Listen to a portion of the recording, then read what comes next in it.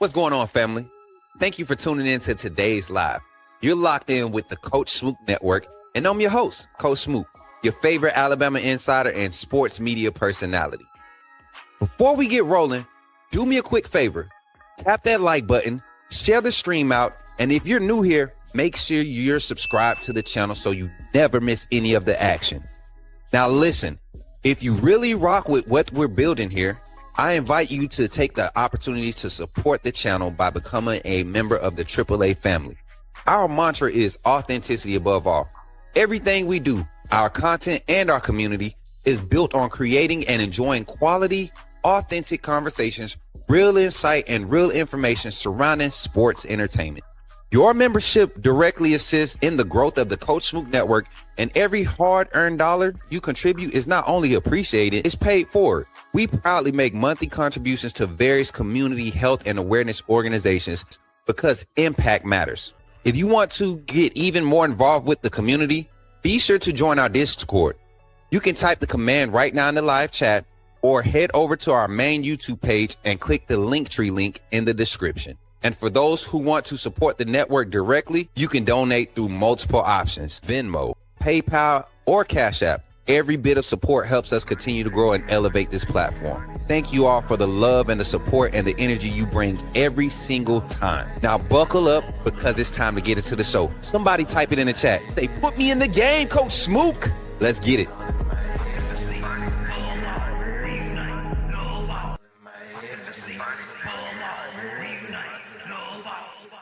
Hold on one second. If you're serious about sports, you need more than just box scores. You need real insight. That's why Sports Info Solutions is the official partner of the Coach Smook Network. Sports Info Solutions is my go-to source for in-depth stat analysis, giving you the tools to truly understand player production, tendencies, and performance on a whole new level.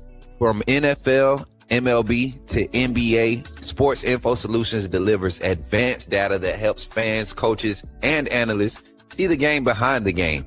This isn't just stats, it's context. Looking ahead to the next generation of stars? Check out nfldraft.sportsinfosolutions.com for elite draft analysis and detailed prospect breakdown. Make it your new go-to stat tracker. Visit sportsinfosolutions.com today. Now let's get back in the game. Remember, when you see me in the streets, holler at me. Say, put me in the game, Coach Smook. Put me in the game, Coach Smook. Put me in the game, Coach Smook. Like, share, subscribe. You know we keep it live. Put me in the game, Coach Smook. Put me in the game, Coach Smook. Put me in the game, Coach Smook. Put me in the game, Coach Smook. Put me in the game, Coach Smook. Put me in the game, Coach Smook. Put me in the game, Coach Smook. Put me in the game, Coach Smook. Like, share, subscribe. You know we keep it live.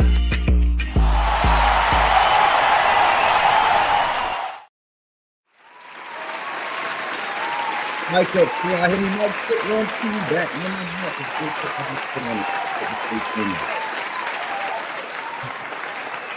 Now we're doing that. All right, y'all. Welcome in today, man. Welcome in today. It's the morning show here with your boy, Coach Smook. We got the call-in show kicking off at 9:30, 9:45. Hopefully everybody is excited like I am. We are halfway through spring break. Halfway through spring break, y'all. And we've had some interactions. Guys are out training. While they're on spring break, we got to see some video clips of some things happening in some little competitive one-on-ones early in this week during these guys' week off. And guys are really dedicated, man. A lot of speculation of what guys will be doing during their spring break, but seems like we got a new energy in the locker room. Well, similar to what we heard about last year during spring break, guys getting together, actually putting in that extra training. So excited to hear those things. But today, topic of conversation, y'all, we're not going to waste no time getting into it. The topic of conversation today, we're going to talk about this quarterback battle. Let me know if y'all can hear me good, man. I got the mic further away. I kind of like how it's been sounding on the live stream the last couple of clips. Y'all let me know how everything sounds today. Welcome to the chat from all platforms, man. We on live on we're live on Twitter. We're live on Twitch. We're live on TikTok. We're live on YouTube, and we're live on Facebook. If I'm sniffing, y'all know this weather's been crazy. Hey, and prayers to everybody that's caught up in like the heavy part of this ice storm, man. I know how crazy that weather is out there for a lot of us. But Northeast really got hit bad. Some parts of like North Alabama, North Georgia, things that those areas. Y'all pray for everybody, make sure everybody's safe. And then they got heat waves out on the West Coast. So, and if y'all ain't got y'all business right, man, get y'all business right, man. And I'm talking about spiritually. You know, if y'all ain't, I ain't gonna get into that. There's no, he's coming back. He's on his way. And things are happening, man, that are confirmation. Just make sure you living the best life you can live, man. Be honest, be real. Do good to others so they can do good to you. Protect your family, love others like you want to love yourself. You know, like you want yourself to be loved. Simple things, man. It ain't about being perfect. It's just about doing the simple things, caring about others. Everything we got going on in this world, this space right here, man, we should be able to come here and have our agreements, disagreements, and continue to push and support the overall betterment of our society. So I just wanted to give y'all a word of encouragement. Give it up for yourselves in the chat, man. Everybody that pulled up, it's 9 o'clock. 9 o'clock this here morning, and we about to get to it. Shout out to everybody in the chat, everybody that's live. Kelsey Shepard, I see you on TikTok, man. Give it up for the TikTok family coming in, tapping the screen. Bill Rare, I see you. Timothy, I see you. Leah, I see you. Welcome in this morning, man. Y'all looking good out there today, man. It's YouTube, I see you tapping in too over there on YouTube. Let's get this roll call popped off, man. I want to give everybody a chance to be acknowledged that's here for the live audience. If you're not here in the live audience, fast forward to the 15-minute mark and you will see the start of our conversation. We love to try to gather our live audience together, give everybody a chance to be here live for a second, get their comments in. And then first thing you should do after you start doing your comment is hit the like button, whatever platform you're on, hit the like button, and then share it. Share this content to somebody. This is a conversation. When I open the phone lines, we shouldn't have no break in the phone lines because everybody has a strong opinion about Alabama's quarterback battle. So we plan to get into that today and really have some fun with it. So let's jump into it. Welcome into the chat this morning, live on the Coach Smook Network. My brother Zach will just roll tide. Zach, good to see you in the chat. What's good? What's good, Dominic Macon? Dominic Macon is in the chat. Roll tide. Good to see you, Dominic. In the chat, Mary J is on the ones and twos, and in the chat making it do what it do. Jerry J. My brother Jordan Wright on the ones and twos, the producer himself. What's up, Jordan? Roll Tide. Who else we got in the chat, man? Is that Ken, the Bama fan, rocking up in here early this morning? Oh, that's Amanda. What's up, Amanda? Good to see you, girl. Roll Tide, girl. Back there in the back, now she out here in the front trying to speak, making sure everybody good out sitting in your seat.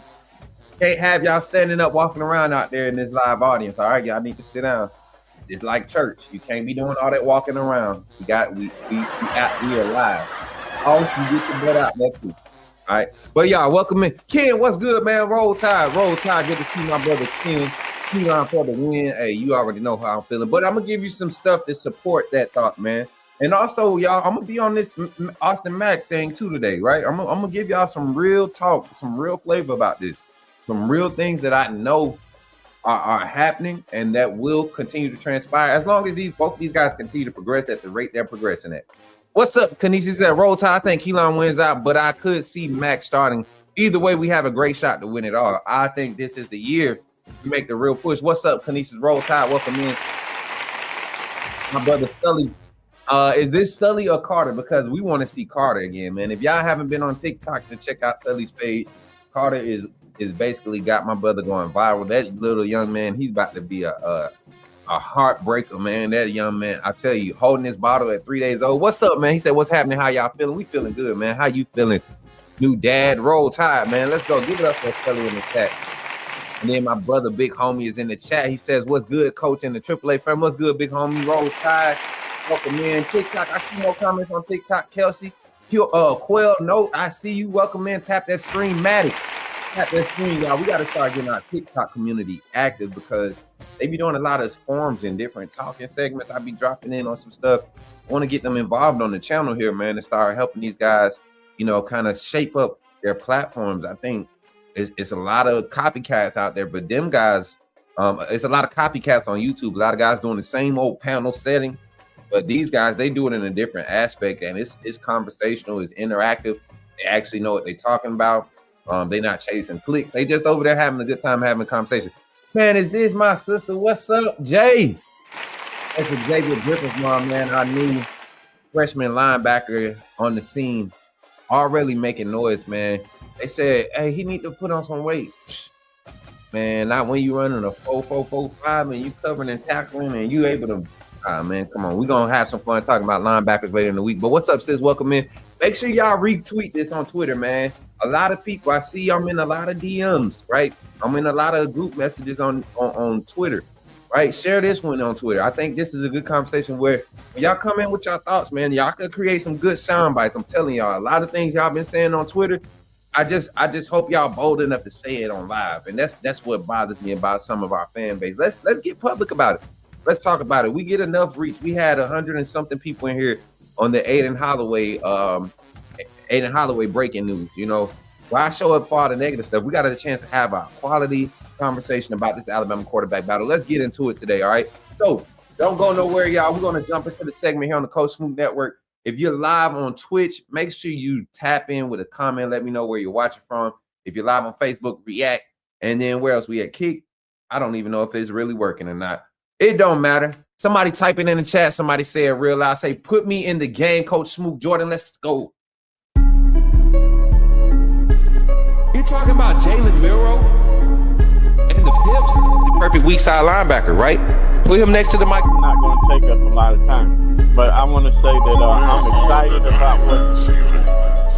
Okay, forgive me, my brother. What's on your mind? Oh, I'm good. I'm just still sorry for all the other content creators now that we have this mega star back in our presence. Let's go. Appreciate y'all for tapping in today, y'all.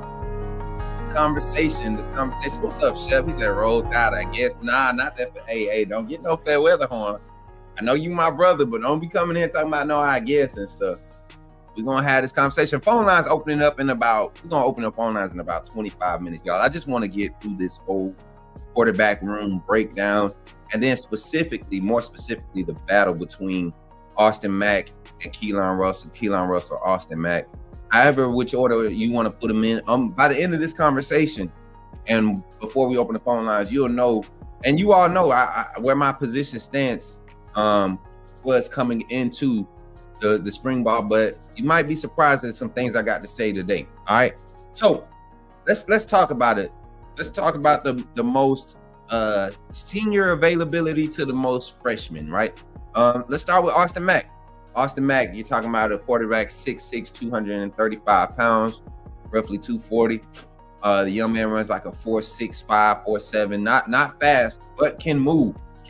Definitely game speed is differently than a 40. Strong arm, very strong arm. Accuracy struggles every now and then, but the vertical passing threat is definitely prevalent. Also, the amount of experience in this style of system, we're talking not just from Washington, but even dating back to high school, which made him a prime prospect for this staff. Kalen DeBoer, Ryan Grubb, Jamarcus Shepard, Nick Sheridan, they were all a part of that staff that were part of evaluating this young man. So he has that rapport and that kind of like that look of what they were projecting this offense to kind of transition into if he were to become a part of this offense. So now they had this outlook for him at Washington. And you get this staff, they come over to Alabama. He comes over in that commitment class also.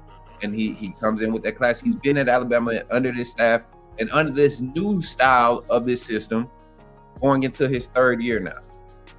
What does that mean? I think it means a lot. Let's break that part of it down. When we think about it, when we had Jalen Miro and Coach Sheridan as our offensive coordinator in the QB1, the style of offense that we saw even last year was nowhere near the style we saw that first year. So that was kind of like a patch job, doing what we can do based off of what's available. You didn't have a full off season to work with your roster. You had the transfer portal restricting you to, really limiting you to your capabilities of how you could prepare for the upcoming season. And this staff, they did a good job coming in, going in 9-3 that season, losing to Michigan in the bowl game in the monsoon.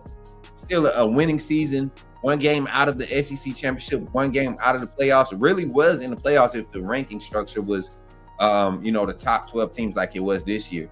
If the ranking structure, actually played into strength of schedule, not just automatic bids and all that, Alabama was the number 11 ranked team at the final rankings of the college football playoff ranking reveal. So I want everybody to remember that when they, left field, but when they talk about this debate with Keelon DeBoer and if he's ready, just think about that. That team finished ranked number 11 last year in the college football playoff final rankings, and we were booted out by technicality because of the conference champion with the same amount of losses lost. They played in the conference championship game and lost. Same record as ours, still got in the playoffs. That's just a little nugget to carry with you. But back to the QB conversation. You're looking at Austin Mack, third year developing in this system. I think more so than anything, you have to you gotta consider the fact that this young man, he came in, he was truly underdeveloped when it came to the mechanics of the quarterback position. That was the highlight of his freshman year at Alabama, being behind Ty Simpson, being behind Jalen Milroe, right? I think Holston was still there. Did we have any other? I can't remember the other quarterbacks, but I know he wasn't like QB3 for sure. I know he wasn't QB3. That was another quarterback on roster that was kind of having those QB3 type reps. And understand, he's also an early enrollee like Ryan Williams. Everybody was talking about Ryan Williams. Austin Mack was coming into his second year as a collegiate quarterback, just turning 18. So he's also one of those early guys that reclassed early, got to college early as an early enrollee, right? And has been competing on roster. So I think the maturity is going to be there, right? But we're just talking about things that he's coming. So the depth knowledge of the basis of the system, that's what he has. That's what he's bringing to the table. Now let's turn the page. Keelon Russell, the 5-star number 1 prospect out of the 2025 class. You saw the hype around him. You saw everything that, 2025 class, right? That was 2025. Am I tripping? 25, right? Okay, 25, yeah. So you saw the hype that came around him, but not only did the hype, when you looked at the film and you were excited about what he did at the high school level, you saw what happened when he transitioned to the collegiate level. Ryan Grubb, Keelon DeBoer, Jamarcus Shepard, Coach Ellis, everybody that you talked to surrounding the program talked about how this young man's daily progression, his growth was throughout the spring. And then you get to see some glimpses of it in the fall and some mop-up duty, right? And you also saw times in the games where when there was a possible quarterback change, you saw them, getting him and Austin Mack in that huddle and kind of making a decision of who would go out to make that or who would be the replacement or the backup. So I don't think just because, and I kind of want to add this narrative, this context in there. I know Austin Mack was the first quarterback off the bench every time they needed a backup last season. Like, I have a strong feeling that this staff is very confident in Russell's development, but also understands that in order to truly evaluate what Mack has done with his time, he needs more of those live game-like reps to evaluate because he should be further along.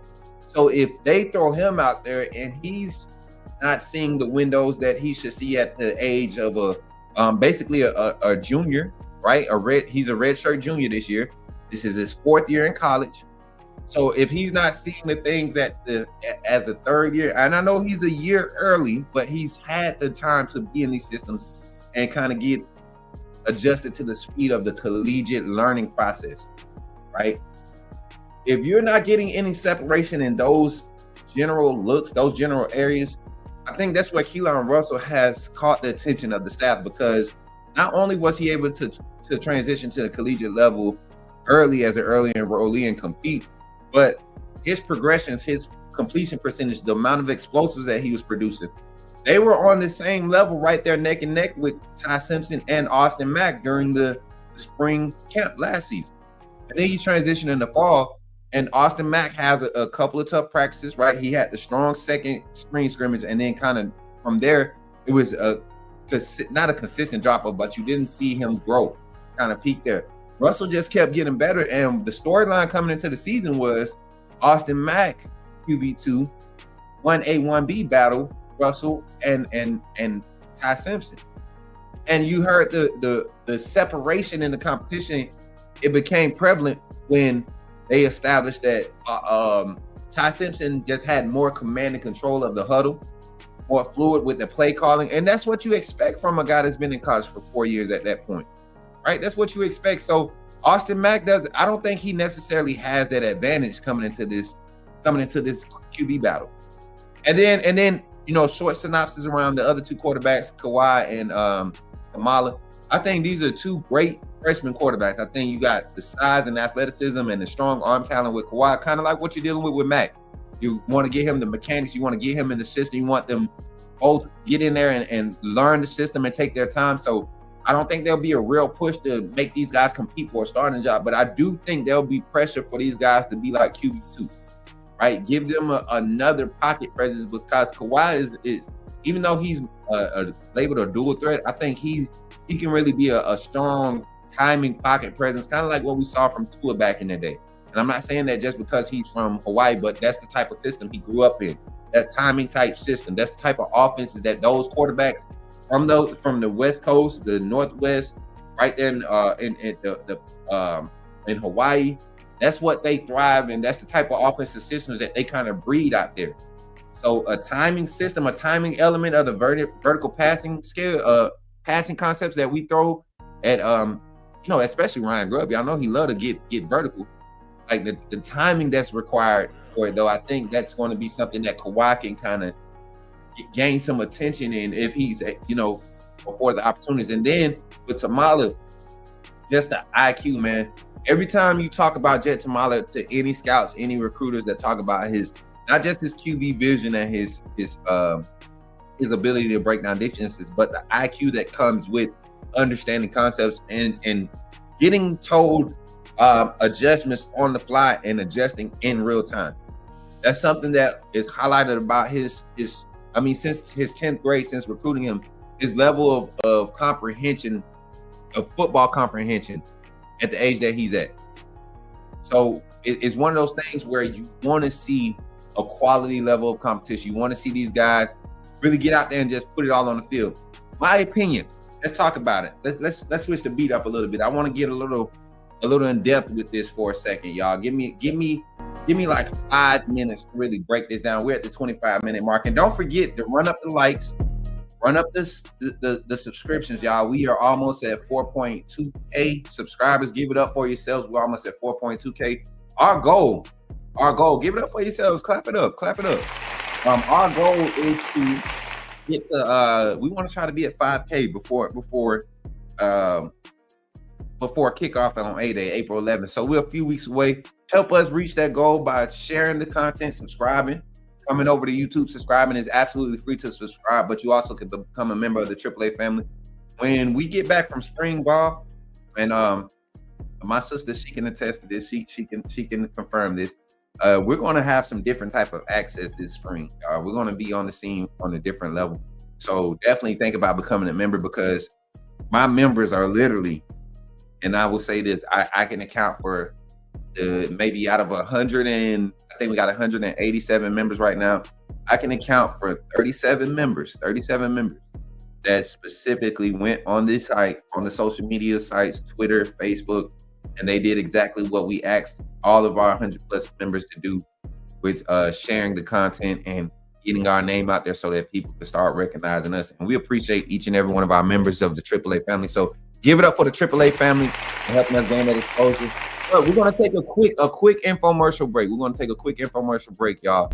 And when we come back, I'm going to give my final thought, my breakdown of what I think this quarterback battle, how it's going to transpire, who's going to get the edge, why it looks that way, and then who's the best fit going into the season, especially with the way the schedule looks. So we appreciate y'all. But if you're not a member of the AAA family, think about joining by doing so. Take us in the commercial.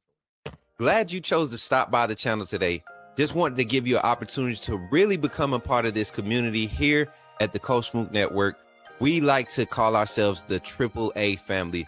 The AAA stands for authenticity above all. We just want to give you an opportunity to become a part of this community because we're growing and we're doing something special here as a fan base, not just for Alabama, but the fan community as a whole. We're creating an environment where it's safe to be yourself, be authentic, and meet people who share the same passion you share, whether it's for the same team or not. You can do this by becoming a member of the AAA family. You simply start by just clicking the link provided to you by one of the moderators in the chat, or it'll be pinned to the top of the chat. Click that link. It'll bring you to my homepage. When you get to my homepage, make sure you hit the notification button and turn on all notifications. Understand that there are multiple ways to support the channel, and each level has its perks. You can go through and read each perk. As we continue to grow, new perks will be added to each level. One thing we would like to highlight that all AAA members are greatly appreciated. It does not go unnoticed that you have taken time and hard-earned money to support this channel. Once you join, YouTube is going to ask for some payment information, and make sure you monitor your subscription dates. Also, if you really want to get interactive with the community and find out what's going on, think about joining our Discord family. This is where you can get into all the fan talk of the community, and also there are networking opportunities. Please be mindful that there are rules and that we expect everyone to treat everyone with respect. Also, if you're looking to partner with Coach Smook Network or sponsor, please hit us up at coachsmooknetwork@gmail.com, and our staff will get back to you in a timely manner. I'm your boy, Coach Smook of the Coach Smook Network, and I thank you for supporting this channel.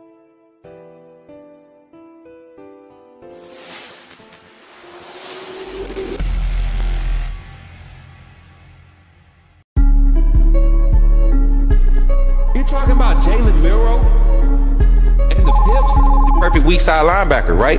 Put him next to the mic. It's not going to take us a lot of time, but I want to say that I'm excited about what. Okay, forgive me, my brother. What's on your mind? Oh, I'm good. I'm just feeling sorry for all the other content creators now that we have this mega star back in our presence. All right, y'all. It's been a while since we've been in this room right here. And y'all know we come in this room right here. It's the red room. Come in here when we got to tell some real truth, right? And yeah, I was about to say, just turn it down just because I want them to hear these truths. You know how I get, y'all, Jordan, you know how I get when we get in this room, man. People don't like when we come in this room, man, because we got to tell the truth. Got to tell the truth. So I'm going to tell the truth, chat. I'm going to tell the truth today. Now let's talk about facts. Let's talk about the presumed. And I'm gonna look at the poll in the chat on YouTube. If you haven't came on YouTube yet, make sure you tap in on YouTube, y'all. We got the poll in the chat on YouTube. I want to see y'all live reactions. I want to know y'all thoughts based off y'all votes in the chat. We got 20 votes on it. I'm gonna leave it up for about 10 more minutes. What's up, Shawnee? Give it up for my sister. Welcome back. That's the queen right there. Welcome in. Welcome in. But y'all, we got the poll on YouTube. Come to YouTube, y'all. That's the best chat to be a part of. I'm not gonna lie. TikTok is definitely pushing for the best chat. Shout out to those guys for the gifts, man. We got gifts popping in on Twitter. We got 7, 8, 15 gifts already donated on TikTok. Thank y'all for the support on TikTok. Continue to tap that screen to really drive that algorithm and get people calling in and tapped in to the Coach Smook Network. But let's talk facts, man. What are we bringing to the table? You're talking about Austin Mack. 6'6", 240 pounds, 235 pounds, roughly. You're talking about a physical specimen. Talk about the stats from last year. I got them up right here on the screen. Last year played in 4 games, 228 total passing yards, 24 of 32 passing completion to attempts with a 75% completion percentage, 2 passing touchdowns, 0 interceptions, with a passer rating of 155, 22 total rushing yards, and 1 rushing touchdown. Also to add in there, 7 sacks on the season. Most of those sacks coming in the Indiana game when the game was out of reach. So really no real negatives for Austin Mack last season when he got his limited playing time as a backup. Let's talk about Keelon Russell. Played in 2 games last season, 11 of 15, 73% completion percentage, 143 total passing yards in 2 games, 2 passing touchdowns, 3 rushing attempts with 17 rushing yards. Right. the highlights of the season for him was definitely that ULM game when he came in, went, I think he started off with 0-2, then went 4 for 4 for 65 yards. The big passing touchdown to MJ Chigwin, the then former walk-on, now fully scholarship wide receiver, and we're going to be doing a special on him. I think we'll actually be able to get interaction with him soon, y'all. So we're working on getting some guys on the show, on the channel for y'all, so y'all can get some outside the locker room interactions with the squad, man. So looking at the stats, not really stats that you can really jump into and say this guy's better, that guy's better, but I tell you what, man. These are some measurables in there. What's up, Bluff? My brother tapping in on Kick. Appreciate you. You got Kick interactions, y'all. That means it's a good day. If you're on Twitter, Twitch, let me know, man. Let me know. We want real users on Twitch, though. We ain't looking for no buying no viewers and stuff. We organic over here. We don't do all that. What's good, Zach? He said roll tide. He said what's good. All right, so this is the truth, man. You got two very, very, very capable quarterbacks. I guarantee you, if there was an Austin Mack on a Florida roster right now, they would be a lot happier. Tennessee would be they would be happy to have an Austin Mack or Keelon Russell right now, right? I'm willing to put money. I bet you Georgia would love, with Garner Stockton on their roster, they would bring in the Austin Mack or Keelon Russell right now. And I think what we have to realize is Austin Mack, yes, veteran presence, has been with the system for 4 years now, right? Or been in phases of the system. Because like I said, the narrative that I was throwing out there, or the context that I was throwing out there earlier, when Jalen Milroe was the quarterback, there wasn't a set developmental path for this offensive system as far as progressing. It was literally a hold it together type of job for that season, with aspirations of bringing in personnel players, you know, that are going to fit the overall mold of what Alabama wanted to develop. So that 3-year window that we were giving Kalen DeBoer and this staff, I don't really count that first year. That was kind of like Coach Saban in 2007. He just came in and took what was there and kind of assessed what all he would have to do to really get things in order. Did finish 500 in that regular season, right? And then we turn around and the next season, you see him put some things in order. Same thing with Kalen DeBoer, and everything progresses in the right direction. And then, unlike Coach Saban couldn't do it at that time and stage of college football, you see Coach DeBoer and Courtney Morgan, this staff, they kind of overhaul the roster in this new era of college football, kind of doing what Coach Saban did back then. He overhauled with the presence of linebackers, defensive linemen, running backs, and offensive linemen in those first few recruiting classes. You had one big name receiver. You had you had two big name running backs. You went and got some solid QB prospects that were solid game managers, not necessarily athletes, but just smart quarterbacks. Evaluations, they had to be able to manage games. They had to be low turnover guys, right? Aggressive in their approach to the command of the and presence of the team. Basic things. And then defensively, if you didn't come with physicality, right, you didn't get looks. So they overhaul with a different mindset, different personnel grouping. Same thing Alabama is doing right now. They're getting guys that they feel like fit the mold. And when you look at the quarterback, we saw him do it on the defensive side last year, the last 2 years. Offensively, you see them do it heavy on the offensive line this year with the portal ads, with the signees from last year and this year's class. I look at the quarterback position. I look at when Kalen DeBoer and this staff had the most success, him and Ryan Grubb together play calling wise, assets available, not necessarily personnel, but assets available. What did you have available at the wide receiver position?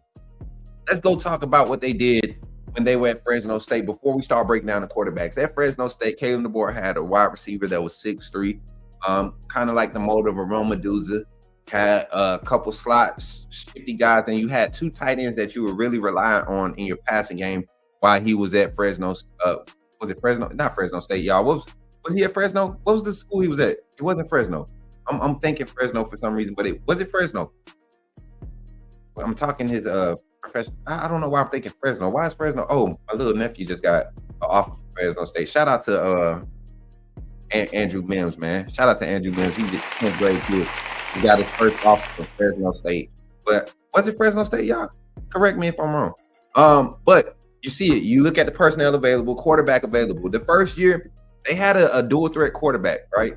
struggle with understanding the levels, the timing on the vertical passing skills. And then like deep crosser things, you saw Ty Simpson struggle with throwing guys open. He did not excel in that.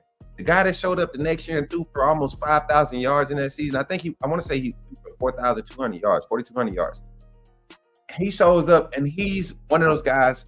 His best ball was the vertical ball, kind of like what we saw in glimpses from Jalen Milroe. Anytime that offense got rolling behind Jalen Milroe, it's because the vertical pass game, throwing guys open, hitting guys on time in stride on the explosive. Believe it or not, as bad as the offense struggled under Jalen Milroe, we averaged more explosive plays, 20-plus yard plays in the game than we did with Jalen Milroe than we did with Ty Simpson. More efficient with Ty Simpson, less turnovers, right? But more explosive with Jalen Milroe. So you got to find a balance in that. Which quarterback gives you that? Year one at Fresno, that was, they had to kind of mend. Then they get the quarterback that they want. Year two, it goes in, excels. Then they go to Washington.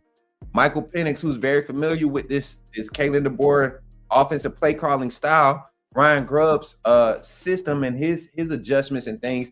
Then you bring in a coordinator, passing game coordinator, young Jamarcus Shepard, with his adept knowledge of the game and his nuances of how he, adds creates separation and space with the wide receiver alignments and releases, right? The STEM concepts and ideology of philosophy behind the way these guys adjust off of mixed coverages in the wide receiver room, all of that being tied together at Washington with a veteran quarterback who's familiar with the system, but he's an efficient passer. Michael Penix was an efficient passer, meaning the vertical ball was his best ball, but he was not opposed to getting the intermediate and short game active quick. He understood what pace was for this offense, how important it was, right? Pace in the pass game helps the run game in this philosophy, in my opinion, because it's such a pass-heavy, pass-style offense, or as far as formations, right? You're giving looks that we want to attack space. Now in today's game, you attack space with the RPOs, the quick screens, the bubbles, right? The orbit motions, right? Getting guys moving, giving defenses leaning in the direction and trying to catch them leaning, right? And going opposite. So a lot of counter action type of pass concepts behind the line of scrimmage. You got a lot of delayed double move things going downfield, and you got to have a quarterback that can really be on time. And that's where Ty Simpson struggled last year. So this year, you look at the assets available, which quarterbacks fit that mold, right? I love Austin Mack's arm talent.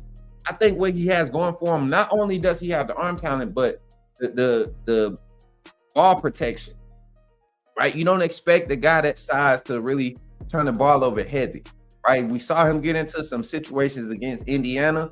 Offensive line was getting beat up a lot, and he was able to protect the ball in a lot of those situations, and even was creating space for himself to have opportunities to create plays.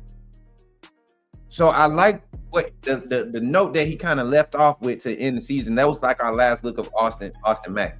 But I think with Keelon Russell, what you get is, and Ryan Grubb has already said it in the interview, with Keelon Russell, it's not that he's such a dual threat, a running threat. It's what he can do when he has to run, when he has to create with his feet. And then there, you talk about the accuracy with throwing on the run.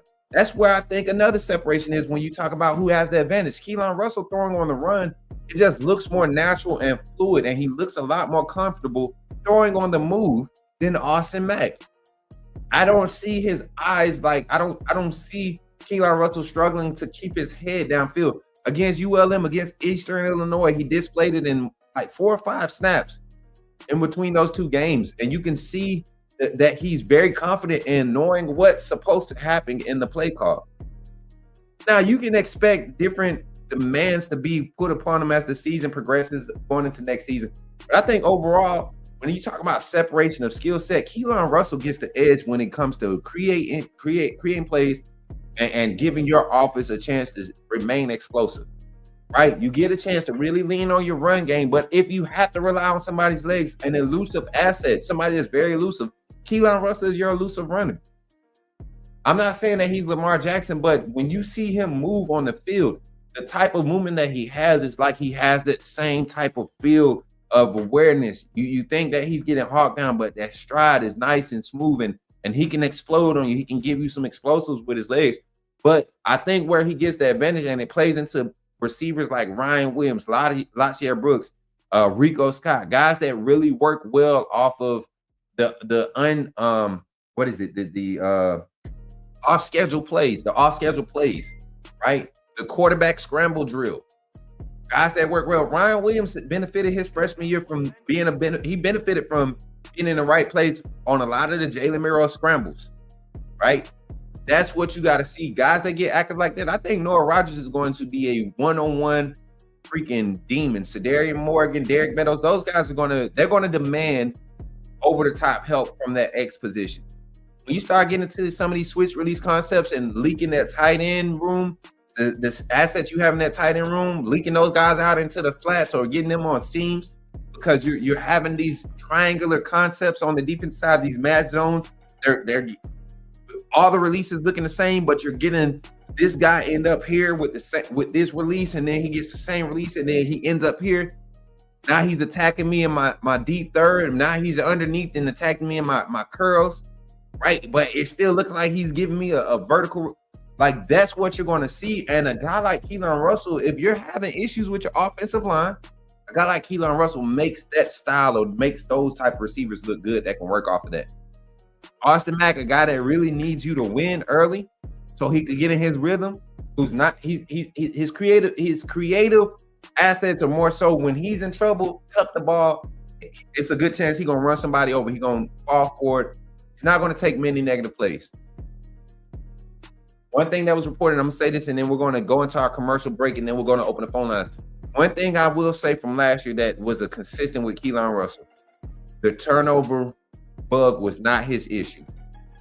It was not his issue. There's two highlights from last year in spring camp. One happened during the 11s, right? The 11s period. See Noah Carter. There's a screen pass. Noah Carter jumps it good, picks off Keelon Russell, right? Then you see another one downfield. Keelon Russell tries to hit Jalen Mbakwe on a wheel route, like a wheel concept. It bounces up. Mbakwe has like this. DB's on his shoulder. He tries to catch it. It bounces up, and safety comes over and gets it off the tip. That was like the second one. Those are only two confirmed that I saw personally, right?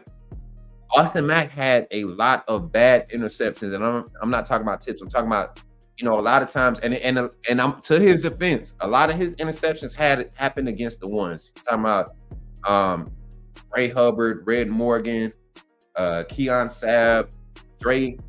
His second year in the system, in the defense, being able to get some opportunities. Amani Jackson, who was limited during the spring when a lot of that was happening. But you had, who was it last year? Cam Calhoun. Cam Calhoun going crazy in spring, right? All of these guys showing up. So Austin Mack was going against a little bit more veteran presence on the defensive side. But you got to be able to produce. You got more experience. You got to be able to produce. I'm going to leave y'all with this.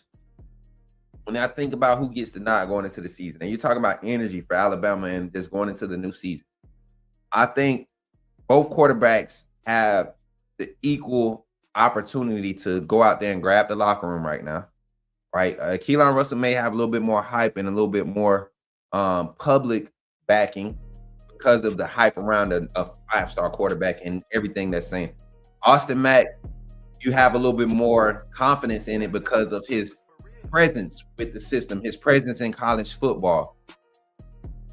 I've seen both of them in person. I've seen them operate, in phases of practice. We've seen them play on the field.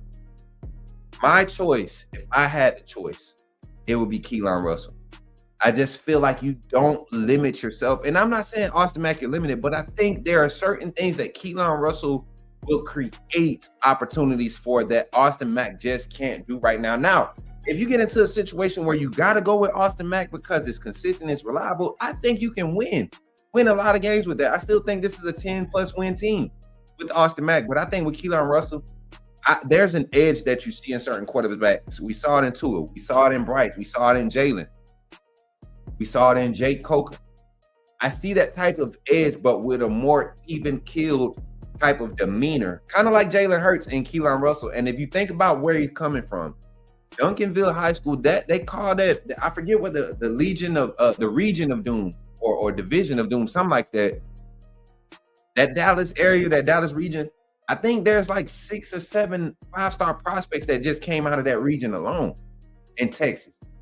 And then the 3-star and 4-star athletes that just come out of that Texas, the state of Texas in itself. So it's not like he's playing against lower talent or a spread of talent. This is anywhere from 40 to 50 D1 prospects annually in and out of that region.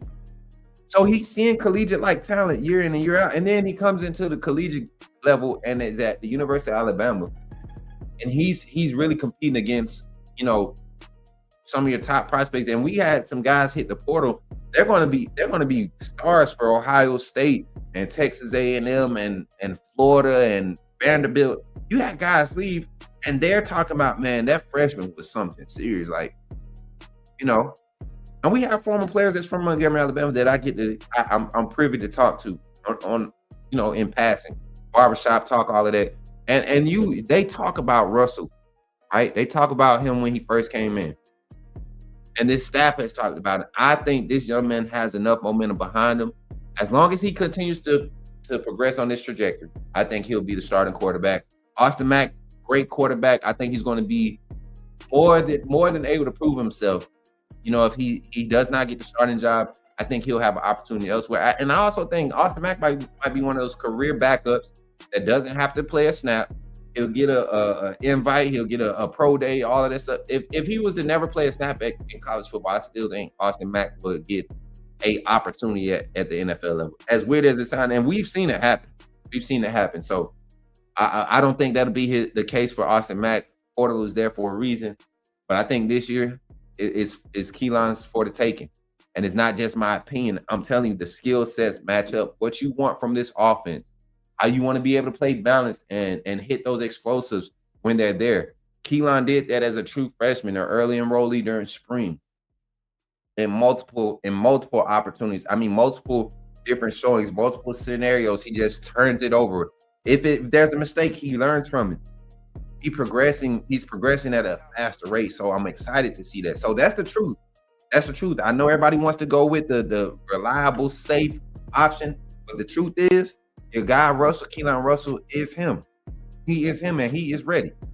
Coming up next, y'all, phone lines will be open. Who do you think will be the starting quarterback at the University of Alabama coming into the 2026-2027 season? Austin Mack or Keelon Russell? Jet Tamala, Tatum Kawhi, I think they're going to be great in the future. They're going to compete here in 2 years. But this year, is it Russell or is it Mack? We're going to get your thoughts on the phone lines when we get back after these messages. I appreciate y'all, man. Y'all tap in. Jordan, take us out, man. Glad you chose to stop by the channel today. Just wanted to give you an opportunity to really become a part of this community here at the Coach Smook Network. We like to call ourselves the AAA family. The AAA stands for authenticity above all. We just want to give you an opportunity to become a part of this community because we're growing and we're doing something special here as a fan base, not just for Alabama, but the fan community as a whole. We're creating an environment where it's safe to be yourself, be authentic, and meet people who share the same passion you share, whether it's for the same team or not. You can do this by becoming a member of the AAA family. You simply start by just clicking the link provided to you by one of the moderators in the chat, or it'll be pinned to the top of the chat. Click that link. It'll bring you to my homepage.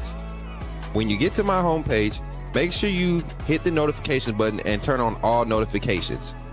Understand that there are multiple ways to support the channel, and each level has its perks. You can go through and read each perk. As we continue to grow, new perks will be added to each level. One thing we would like to highlight that all AAA members are greatly appreciated. It does not go unnoticed that you have taken time and hard-earned money to support this channel.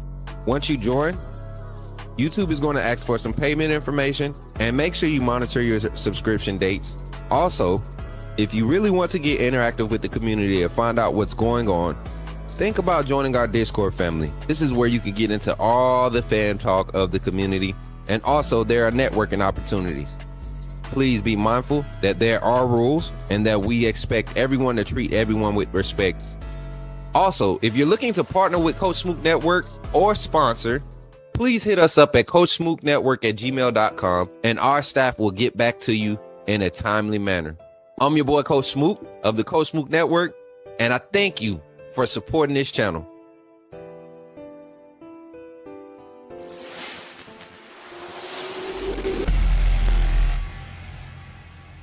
Hold on one second. If you're serious about sports, you need more than just box scores. You need real insight. That's why Sports Info Solutions is the official partner of the Coach Smook Network. Sports Info Solutions is my go-to source for in-depth stat analysis, giving you the tools to truly understand player production, tendencies, and performance on a whole new level. From NFL, MLB to NBA, Sports Info Solutions delivers advanced data that helps fans, coaches, and analysts see the game behind the game. This isn't just stats, it's context. Looking ahead to the next generation of stars? Check out nfldraft.sportsinfosolutions.com for elite draft analysis and detailed prospect breakdown. Make it your new go-to stat tracker. Visit sportsinfosolutions.com today. Now let's get back in the game. Remember, when you see me in the streets, holler at me. Say, put me in the game, Coach Smook. At Walk-On's Sports Bistro, the games are on, the food's delicious, and here you are always part of the team. Welcome to Walk-On Sports Bistro, where every day is game day. Whether it's a post-win celebration, drinks after work, or taking the fam for some made-from-scratch favorites, Walk-On's is your go-to for good times, craft beer and cocktails, and bold flavors for fans of all ages. From melty mozzarella logs to Hall of Fame level burgers. Stop by today or order online or in the app. Walk-On's Sports Bistro. Game on.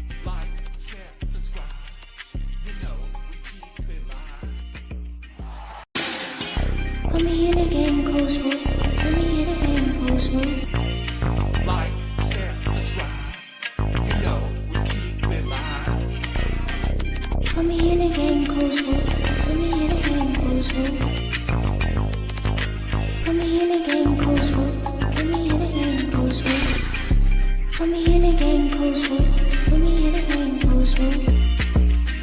Put me in the game, Coach Smook. Put me in the game, Coach Smook.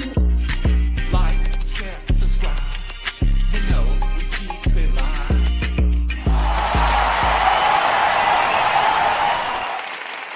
Welcome back, AAA family. Y'all boy over here sipping on some good old Folgers in my cup. Shout out to my family, my mama for the Roll Tide cup. Shout out to my family, my parents, man. Y'all know I just moved into my new place. They really hooked me up. Mama sent the care package. I got the best mom in the world. I don't care what y'all say. Love your moms, but just know my mom's the best. We got our first caller on the phone line. Let's get it. Call from Zach Willie. To accept, press 1. Yo, Zach, what's up, man? You in the game with Coach Smook? Talk to me, man. Y'all give it up for Zach in the chat. Roll Tide, Coach Smook, and my AAA family. How are y'all doing this fine morning? And I'm good, Zach. I think everybody in the chat good too, man. Ready to get into this conversation today. One that I think has been hanging around Bama Nation for a few months now. I want to say even for about a year now since he's shown up. Keelon Russell and Austin Mack being those are the two guys for the competition this year, QB1 competition. What's your thoughts on it, Zach? Give us we got about 8 minutes on the line today. And y'all, everybody else that's waiting to call in, make sure y'all kind of watching and tagging along today. We do have the automated message being sent out. When you get the message, it might be the same message. I can't remember how I set it up, but when you get the message, it's going to be sent out. Once we get a caller, it'll be sent out once I hit the space bar. It'll be like 2-minute warning. So 2 minutes after you get that message, you can definitely call in. All right. But Zach, go ahead, take the floor, man. What's your thoughts? Who's QB1 for you? And then break down the guys however you see fit, man. Go ahead. All right. QB1 for me is Russell. Russell has, from what I have seen, Russell has better all-around mechanics to run this offense. Not saying Austin Mack can't do it. I just seen some mechanical things from Austin that has been persistent, that has held his development back. If he can overcome that, I would 100%, back him with being the starter. But right now, my gut feeling and my heart is going with Russell.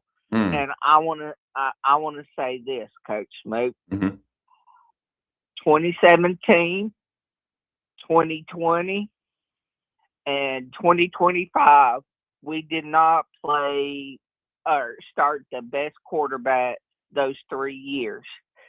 The first 2 years I mentioned, we still won a national championship because we made the plays that we needed to make to win a national championship those 2 years. Last year, we did not have the offensive consistency to make a full run to the national championship. And going back to 2017, the reason we won the national championship that year is because we benched Jalen Hurts and put Tua in that year. They call it the switch. They call it the switcheroo, man. Right. And so, and we got better play with Tua in from every aspect of skill set around him to help us lead that comeback against Georgia in the national championship. Yep. The thing that was missing last season was the consistency at offensive line, the consistency at quarterback. The run game was lacking. The wide receivers was inconsistent. And when the offense was struggling, our defense struggled because we could not get in a rhythm defensively because of us, the amount of snaps we was having to play on defense because our offense couldn't get going. Right. And in the Indiana game, Austin Mack played well as the backup. The Indiana game, you've seen those mechanical inconsistencies rear their ugly head in that game because the first 2 times in the backup row, he did not have pressure to go out and win the game. Right. In the Indiana, he had pressure to go out and win us the game, or at least make it a closer game than what it turned out to be, and it allowed for those mechanical inconsistencies to show up. Yep. Now, and so I have a lot more faith in what Keelon Russell has shown me from practice to the game to every aspect with the command of the huddle and everything to go out there and lead this offense and make this offense a very dangerous offense. For sure. Go ahead, my fault. Now, I will say this. The offensive line needs to do their job. And we do need a run game to help Keelon, be the best quarterback he can be. I will say that. We need everybody to play well. But I'm a lot more confident in Keelon providing a consistent spark and with the explosives, with him being able, if he needs to get out of the pocket and create plays than what I am with Austin Mack. Not saying Austin can't do it. He can. It's just Keelon does it at a much higher level. 100%. So, Zach, I hear everything you're saying. At the end of the day, like I believe, and like most do believe that really watch the game of football, is that sometimes when you turn a guy's film on, right, just like with Tua, you saw it from the time you turned his field on. I think you saw it with Bryce. I think that 2020 year COVID national championship, we still win the national championship with Bryce Young as a freshman. I truly believe that. You had Najee Harris, you had Devontae Smith, Jalen Waddle at wide receiver. Who was the tight end? He was making flashes in 2020. Ended up transferring. Forstall? No, it was another one, the young one. Him and Ajayi Hall both were had a lot of hype, and then they transferred the same year. Was Amari Neblack was 2020. Amari Neblack, yeah. Amari Neblack was in that 2020 class. Young Amari Neblack was there. Who else? I mean, it was a lot of athletes. You had Najee Harris in that room. It was just a lot of first round talent. You had Mechie in that wide receiver room still. It was enough for a guy like Bryce Young to come in and still carry that team for that season and all the aspects around it that and I'm gonna say this, y'all can say what y'all want.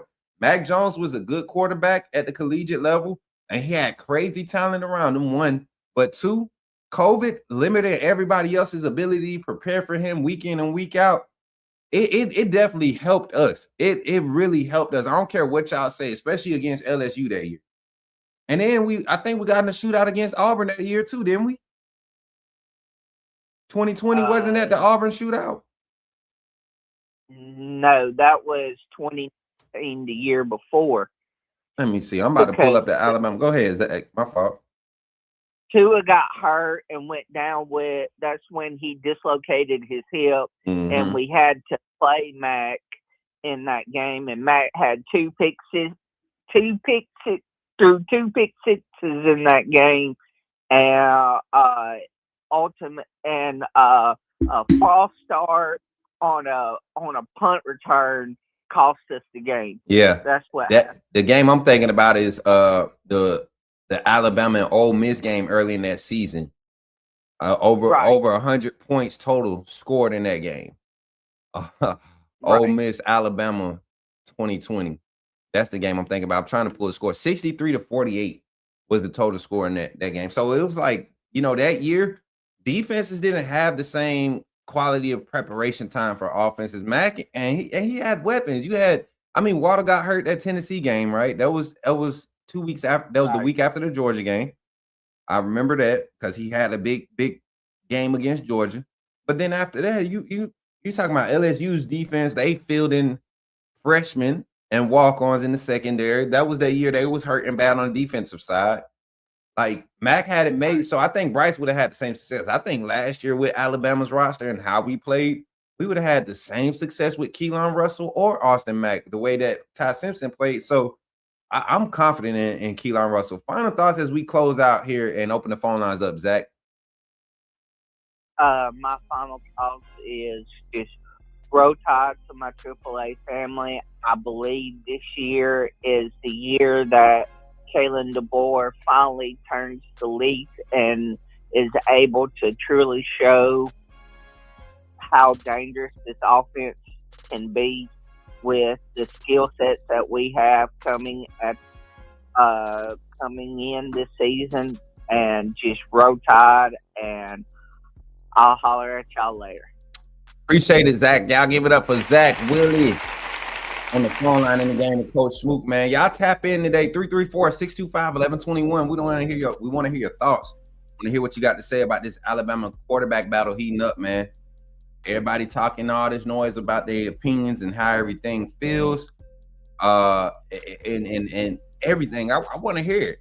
I think people have some legit arguments in this battle. I think things are shaping up exactly how they need to coming into this second week of spring practice. We got another call on the line. Let's see who it is. Call from Swag. Yo, Swaggy in the game with Coach Smook. Talk to me, man. Y'all give it up for Swag in the chat. Roll Tide, Hines. How you doing? I'm good, brother. How you feeling today? Feeling pretty good. What are we talking about today? Man, we got Alabama quarterback battle, man. I've been kind of breaking it down like I did a little bit last week, but today I'm going with what's right, man. I'm going with what's really happening, what the coaches are saying, what's been coming out on film and from practice reports since last year, what I've seen with my own eyes. And I think Russell's the guy, man. I think Mack is a solid option. I think he's going to be a great asset in whatever space he contributes in. I think if Russell somehow or another doesn't continue to progress, he's the perfect, not fallback, but the perfect option to continue to progress and find out what's going to be the next archetype quarterback to make this offense be what it needs to be to get this team to a national championship winning level. But what's your thoughts, man, on the quarterback battle, Mack, Russell, or do you got a dark horse for us to look out for? No dark horse. It's one of those two guys. I think Keelon is the more talented of the two, but I think ultimately it's going to come down to who has better command of the huddle and better command of the team at the end of the day. I'm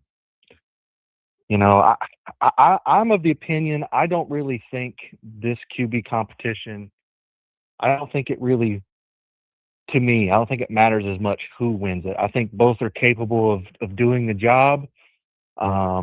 I think Keelon may be a little bit more talented and maybe a little bit more capable, but does he have the confidence and the command of the huddle that he needs to get the job done? I don't know that yet. But at the end of the day, I don't really think it matters who wins. I think our team is going to look very similar, whether it's Keelon Russell at the position or Austin Mack. I don't think it's going to change the way our offense would operate very much. You don't think, and I think where we're going to run into an issue if Mack is the quarterback, kind of just that overall trying to see somebody get over the hump of handling pressure in those moments where the explosives are available. Because something that I've seen consistently in Ryan Grubb's play calling system, like defensive coordinators, they understand the type of tempo he wants to establish. So the successful defensive coordinators and defenses against him this past year, they started off early and aggressive against offenses, right? And we would usually see Ty wake up for like 2 drives late in the second quarter, early in the third quarter. You would see him wake up for like 2 drives, but then after those 2 or 3 drives, you didn't see much growth or continue to stack.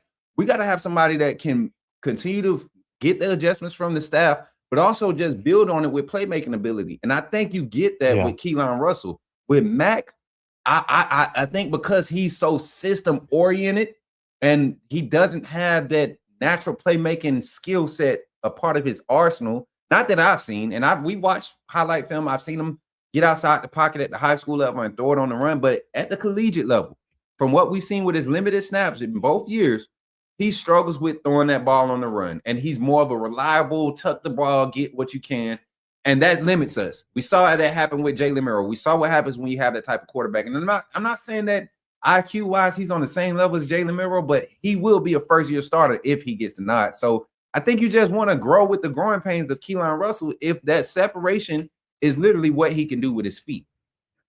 Yeah, I hear that, but at the same time, I think Austin Mack has pretty good awareness, especially in the pocket. I think his pocket presence is really good.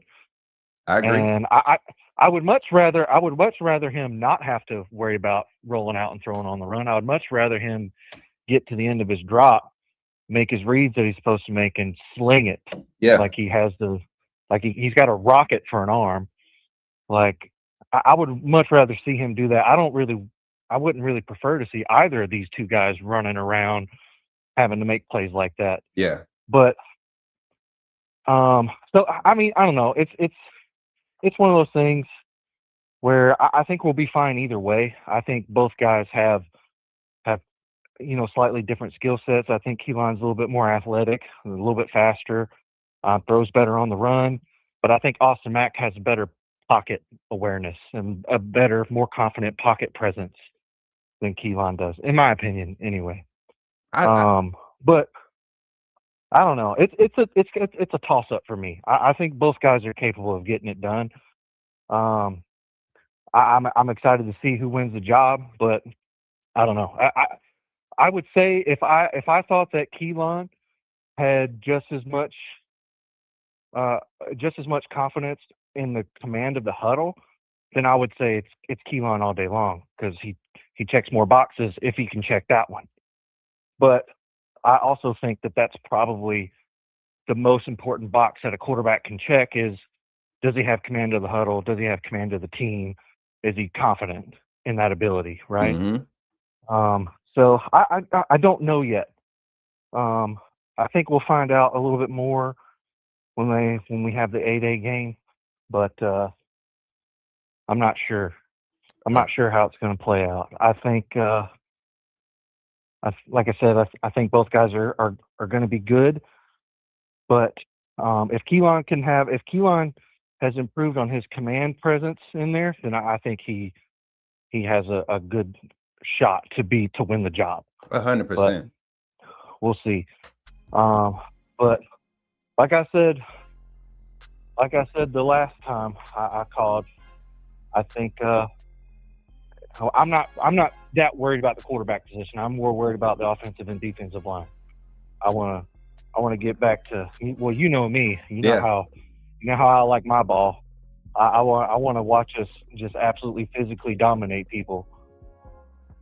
And I think with a quarterback like Russell, you get your opportunities to do that. You know, and like I said, with Ryan Grubb's system is one of them things, man. Like kind of like Nate Oates in basketball philosophy, man, and his philosophy of how the numbers play into what your offense actually produces, right? How many times you attempt or put defense in stressful situations, and a lot of times the way you do that is laterally, right? Laterally or vertically. You try to attack vertically as quick as possible, or you try to attack or get them moving laterally and adjust and counter off of that as quick as possible. And exactly. So it's one of those things that you have to have a quarterback that can get you in phase or throw you into phase, lead you into phase with your passing. I think that's where really Keelon Russell is starting to just continue to separate. Austin Mack, you heard Zach say about the mechanics. Austin Mack, like you said it yourself, get back there, see his read and let it rip. He did it at points and times, but I think he had the same problem that Ty Simpson had. You're waiting for guys to separate 2 and 3 steps before you release it instead of seeing it and throwing those guys open. Russell, that's what they highlighted about him. His ability just to see things, throw it to the windows, anticipation, the timing, everything that you want for this offense. I saw Ty Simpson throw 4 verticals where he released it before the receiver was at the 20. You know, was 20 yards off the ball, where he kind of just threw the guy on the vertical, threw him open, right in stride. Maybe 4 passes total last year where I saw that. And I'm not trolling. I'm just saying, like, in phase. Now he threw some other good deep balls, you know, that fewer drop. But as far as timing, Ty Simpson was very limited in that aspect. I think that's what this staff is going to look for, because that's what's going to open up the run game. The consistency in completing those passes is going to open up the run game. Yeah. So, but yeah, man. Yeah, no, I mean, I agree. Like I said, I can't really make a decision between the two yet. I'll watch the 8-day game and see what I think after that. For sure, man. For sure. But yeah, I'm not totally sure. But for sure. I'm excited to see who the next QB1 is, and I don't know. Either way, I think either way we're in a better position this year than we were last year. For sure, man. Roll Tide. Hey, we got another caller calling in. I'm gonna get with your latest swag. Let's get it. B Harp. Yo, B Harp. We got you in the game with Coach Smook. Talk to me, brother. Y'all give it up for B Harp. Put me in the game, Coach. Yes, sir. You in the game, man. Talk to me, man. We got the conversation, man. This one been brewing. I've been putting y'all on hold from this one, and now we get to lay it out all on the table. QB1. You don't need to run down. You know where I'm coming from. You know who I got. Let me know who your thoughts is on this QB1 battle coming into this season, y'all. Hey, man, I got to ask you, who's the Mac? I'm rolling with the Mac. I'm going in. I like what I saw against Indiana. Came in, threw a couple of lasers. I mean, the guy's only 19 years old, man. So, yeah, we have a chance to have him for 2 years, man. And 6'5", like he can run, throw a couple of lasers. The only thing he got to do is win the team. It's good to have somebody like Keelon Russell backing him up. But, man, I'm going with who's the Mac. Yeah, he's on the other side of the fence. Now, I understand. Everybody got to see more live reps from Austin Mack. But when you look at what happened in the Indiana game, and I'm glad you brought that up, I look at just the confidence that he approached the game with, right? But I am still scared. And you got to think the offensive line is probably the group that's seen the most movement and change in this transition throughout the season, right? In the offseason. We're basically we're fielding all but one position on the offensive line, and that's Michael Carroll, who's coming into a second year, true sophomore, is going to come into presumably a starter, right? But he's the only one to carry over from that offensive line. You're dealing with a new center that first year in the SEC. You got Nick Brooks, who was the SEC. You got Mal Waldrop, who was on this roster last year. Strayhorn. You got some guys that you can fill these balls. We got young guys now, like Welp and Jackson Lloyd, all of these guys. Now. And we got size. And one thing you cannot do is coach size. And Alabama's got it this year. Yeah. And I think right now what you're setting up right now is you're going to have that window where the gelling of live game reps. Shout out to Erica Calhoun for tapping in. Y'all give it up for Erica. Good morning. Good to see you. Good to see you in the chat. But Erica's almost like my sister. Hope you know that. For real? Oh man, I went to school with Erica, man. Hey, Erica Calhoun. Now I'm telling you, that's my classmate right there. Now, great woman of God, man. Hey, and when I say she has some talented sons in the game, she got 3 monsters now that can play the game. Oh, you talking about a different Erica? She got one playing in the league right now.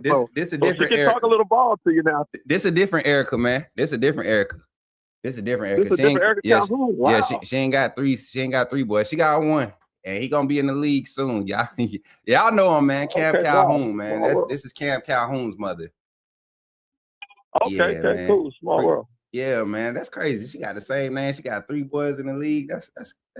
That's a confirmation, though. That tell you. She had 3 guys. She had 3 sons. They all play college football, and then there's one in the Canadian League right now. That's Erica Calhoun. I know. Yeah. Hey, B, I got a comment in the chat that I want you to react to, and this is kind of like what I think is happening.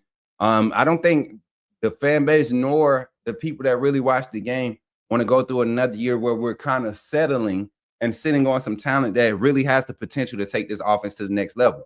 I think Austin Mack is good. I think he's great for the system to manage it. Once again, I don't think he gives you the opportunity to create explosives. The comment says, the blowback DeBoer would get from Keelon sitting on the bench with another lackluster season would be critical, and you lose Keelon. Play the talent. What do you think about that? I think I need to understand why people just automatically assume that Keelon Russell is ready just because we see him in spot duty. We always seem like the second guy is the guy, and we've been hearing that forever. We would call him for Milroe. And then when Miro got in, then you start calling for Ty. Let these guys play. Let Coach DeBoer, who's 57-17 as a head coach, go with who he thinks can start. I mean, we've questioned the great Nick Saban on sometimes who he's starting at quarterback. So I don't put nothing to fans. I put into guys who are in the spring, who see these guys every day, who's in the film room to go with decision on who's going to make it happen. 100%. And I say for the sake of conversation, You said it yourself. We haven't seen Mack start. We haven't seen Mack be given a game plan and be considered the guy to rely on to operate. He played in spot duty. And when I look at what him and Russell both did in spot duty, I mean, the fact that there's no separation with a 3rd-year guy and a true freshman, that's like I said last year with Simpson, when you kept going into these conversations and you kept going to the scrimmages and seeing that Simpson is not the clear-cut number 1. When you would have days where the reports was Russell was the one that shined. And then the second scrimmage with spring when Austin Mack went off, and he was even getting consideration during spring last year as QB1 after week 2. Came into week 3 of spring practices, taking first-team snaps, and then you saw the decline when he had to go against the ones. You seen where his flaws was. And that's what – and I'm telling you, I don't think this staff is going to – sit back and the type of progression that Keelon Russell consistently making, I don't think they're going to chance missing out on that developing in real time against opposing talent. You only can do so much against your ones in practice. I think it's time to throw that young man out there and see what this offense's ability can do when you may not have the perfect protection, when you may not have the run game going. This guy can really create with his legs and with his arms outside the pocket. Coach Smook, they both like they can create. Listen, remember when Milroe had that bad Texas game, and the whole world was calling for Ty Simpson. The whole world was calling for Ty Simpson and all these other coaches. And Tommy Rees had to go with his guy. When just Ty Simpson was the other quarterback. And Tommy Rees trying to go with his guy. And it was against the South Florida Bulls, Coach. It was the South Florida Bulls. And both of them guys had Alabama fans biting their teeth. And it was like, Coach Saban had to show y'all. B, I wish you was here during that saga. I wish. And see, what's crazy is during that saga, I wasn't even on my channel yet. I was on the Bama Standard, and I was telling everybody then, I said, if we wanted to see a Ty Simpson emergence, he needed to have his opportunity in that Middle Tennessee State game. That USF game wasn't going to be it, but that would have been the game that we would have been able to build something. Same thing with Milroe. You found out what that offense was going to have to be in that Middle Tennessee State game around Milroe. Right. We messed it up when we gave Milroe the first two starts because that's what the offense was going to have to be. That's what everybody was expecting after Milroe did. You throw Ty Simpson in there, you try to change up the play calling style. I mean, and of course, you remember the guy Tyler Buckner started that game. That man was playing golf out there. I don't know. Yeah, I don't know if we want to call that man. That dude was. But I remember you absolutely right. People were calling for Ty Simpson. And I never, when Jalen Milroe showed up Middle Tennessee State game, I said, okay, offensive line struggling. Ty Simpson ain't gonna be able to do it with his legs. He can't do it. Not at that stage. Not what Coach Saban was saying about that young man in practice and type of down the snowball effect he was having, building on negative plays, just letting it get away from it. I knew he wasn't ready. And then what shows up this past season, his first year as a starter, that same similar snowball effect when things weren't working around him. So I don't think the staff is going to chance that when you get the same type of feel with Austin Mack. Oh, I don't think the thing is, I'm with you, Coach. You can't afford it, but I don't think you're going to get that same type of feel with Austin Mack. I think you're going to get it with the new offensive line coach. You got size. I think you got a guy. I mean, even when they it's something about Mack that even when they had a close game to Auburn walking off the field, just his whole body language, he's got a certain.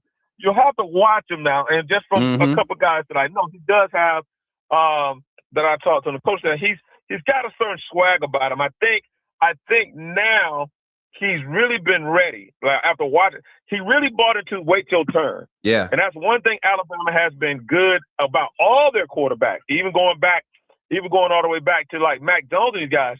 It's about waiting their turn. If you look at Bryce Young, if Bryce Young can sit and wait his turn, I think Keelon Russell will be fine. I mean, you got to think these guys are calling these other guys, can talk to them on the phone. If I'm Keelon Russell, I'm listening to Bryce Young, hey, you know, that says a lot of weight. So I think that's what's going to happen. Listen, you saying that, I think that conversation with Bryce Young happened last year because Keelon Russell definitely could have took us to 10 wins last year. I believe that confidently. That week one against Florida State, you come out with a different energy behind the true freshman quarterback. And this is just being a part of the game, right? When you have a talent like that, you come out as an offensive line, you know, especially veteran offensive line, you come out with a different sense of like, we got to protect this dude, right? This the young guy. We want him to become the leader. He got the talent. We got to protect him. Play calling wise, you really got to play a little bit safer. You gotta let your guy have a shot at it, Coach. Right. Think about what I'm saying. You gotta think about your guy. Ty Simpson, you gotta let him have a shot at it. And you saw what happened. You saw what happened. The board. No, listen. It's not just the board. Coach Saban did the same thing. I'll give you this in 5 seconds. Tell me who was the quarterback that Jalen Milroe came in, not Jalen Milroe, but that Jalen Hurts came in and replaced against USC. 5 seconds. 1. Blake Barnett. 2. Okay, good one. Okay, Coach. All right. And that's I'm telling you, that's before you continue, I literally said we would have a more solid and stable Blake Barnett and Ty Simpson. And if y'all pay attention, Blake Barnett was a legit talent. He was a legit talent coming in the college. That sitting that year. To me, in the spring, Jalen was better than him, Coach. Hey, in the spring, Jalen Hurts showed up. That's what I'm saying. You're helping me make my point. I feel like this is this is the same aura that we're getting around Russell. Like last year, I feel like Jalen Hurts could have been the guy. I mean, Russell could have been the guy last year. You did the same thing with Hurts when he could have been the guy the first year in front of Barnett. You almost gambled that away under Coach Saban. And then last year, you did the same thing with Ty Simpson. Like, you could have did it with Keelon Russell to Ty Simpson or Mack to Ty Simpson. I really just think this staff is at a point right now, at a point where when you're talking about optics and future recruiting and keeping these quarterbacks on roster and talking about developing guys with the skill sets that will make this system thrive, they will not take the chance to miss out on the quarterbacks that have the similar skill sets or can develop into those skill sets like Russell has right now. It's just a different level of explosiveness that you can tap into.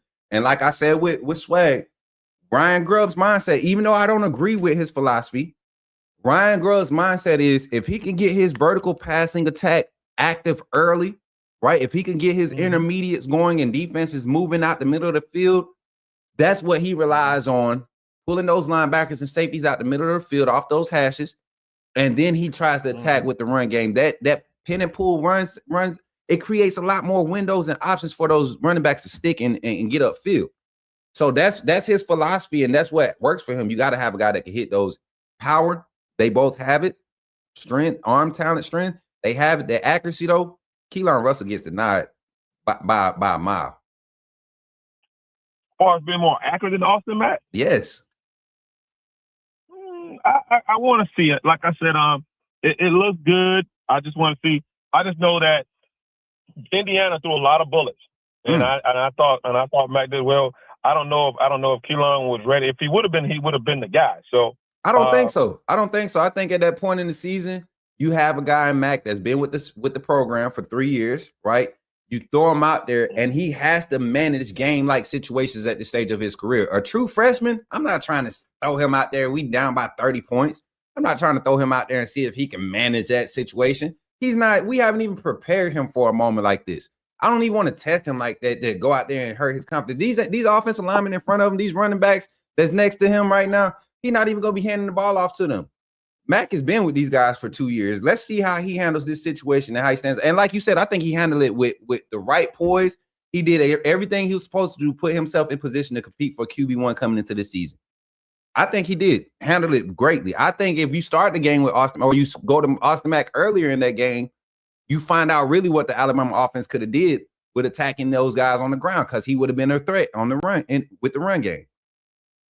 So I'm with you, Coach, but you also you got to have the it factor. And the it factor, and I'm not taking nothing from Keelon Russell, but if you go back to when everybody was unsure for Ryan Williams was going, it wasn't Ty Simpson, it wasn't a coach. It was Austin Mack that called Ryan Williams up when Ryan Williams had left campus and said, "Hey, man, you need to come to Alabama so I can throw touchdowns to you." And that's when he was a true freshman coming from Washington. I mean, so that's something. Hey, he ain't had no juice. He ain't had no juice then. That was a what they call it when you just do stuff. But he made the call. Hey. But the fact is, it ain't about the juice. It's you making the call and the guy's not doing it. Hey, Russ, what you mean? Ryan was in Texas at Duncanville for Russell. They went down there to chill with that boy to get him at Bama. I'm telling you, man. Yeah, Ryan. What I'm saying to get Ryan Williams to Alabama, it was Austin Mack that made the call. Check it out. I'm telling you. Hey, listen. He might have made a call. He might have talked to Ryan. Hey, buddy, I want you to come to Bama. We're going to be the future, this, that, and third. That might have been a conversation, but that wasn't the reason Ryan came.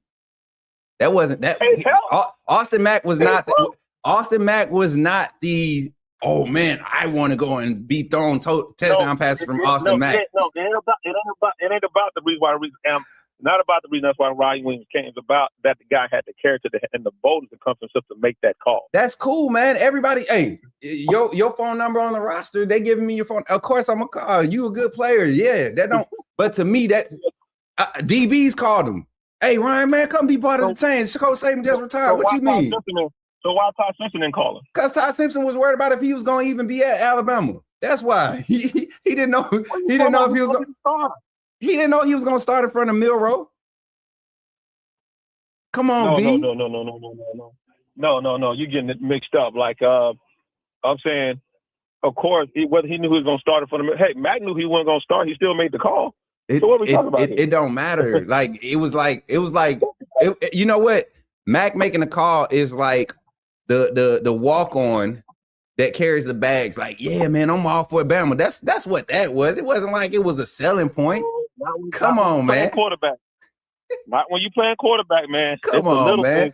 There was no future. There was no real trajectory for Austin Mack to be the next guy when we was trying to get Ryan Williams to stay committed to Alabama. There was no real trajectory for Austin Mack. It wasn't about trajectory. It's about him having the gall to call. I mean, that's uninitiated. That's something that you can't teach. That's something like, I'll guarantee you, when the coach that said, hey, call him, he probably asked the coach for another. No different when Julio Jones was the first big-time wide receiver recruit.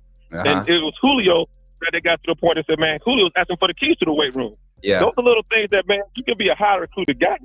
But Julio turned to even much more than Alabama fans could imagine, because he was doing the little things. And to me, I see Austin Mack, he does a lot of little things. And I mean, and don't get me wrong, you got the Alabama faithful that like Keelon because he's the one that had all the ink and stuff. Austin Mack to them ain't their son. He's a West Coast guy. He's not technically supposed to be an SEC guy. But I'm telling you now, he's gonna be a problem. He's gonna be a problem. You know what? I agree with you. I just don't think he's going to be a problem for us. That's the bad thing. That's the sad part about having that much talent, being the University of Alabama. Everybody may not get a shot. I'm telling you, man. 6'5" don't grow on trees. Hey, 6'5" and can run with laser don't grow on trees. You know what? You're absolutely right. 6'5" has more. They're going to be seen first, and their flaws. The mechanics have to be consistent. You can't have a slight separation from Keelon Russell this season going into this quarterback battle. You can't. The separation has to be decisive, and there is no decisive separation. The decisive separation that is in this scenario is Keelon Russell's ability to create with his legs. Why can't you have a separation in the spring? Right now you're going in the spring. The only separation Ty Simpson had was the command of the huddle, brother. That's it. That's literally the only thing he had. And that got him a starting job. So there is no separation in that right now. Both quarterbacks are progressing just like we expect them to. Both of these guys have a good presence and command of the huddle. That's what Ryan Grubb was saying. That's what Ryan Grubb just said in the last interview. Listen, Ryan Grubb, every offensive coordinator got to say that. So you can't. Oh, so now they got to say it. Be the starter. Listen, every offensive coordinator go in. Name the last time, other than when Jalen left and Tua was coming in, that you knew who Alabama's clear-cut starter was. You did know. So that's what all offensive coordinators do. Alabama has not named a starter. They have not named a starter probably since Bryce Young's second year on who's the clear-cut guy. That's just what they do. Yeah, I got to talk and say this and say all the correct things. We know PR. We know PR, right? But when you have a consistent the media to tip the hand to the kid, I mean, you got to say that. So Sir Keelon Russell, you don't know what kind of his mindset is to where it goes, you know what? He's already got his mind made up. I got to let him think that we're having a battle. Or better yet, I have my mind made up that, because, you know, they can still transfer after the spring. No, they can't. It's only one window now. They took this post-spring window away. It's only one window now. Well, yeah, they changed that. I just know this. I do have a strong belief.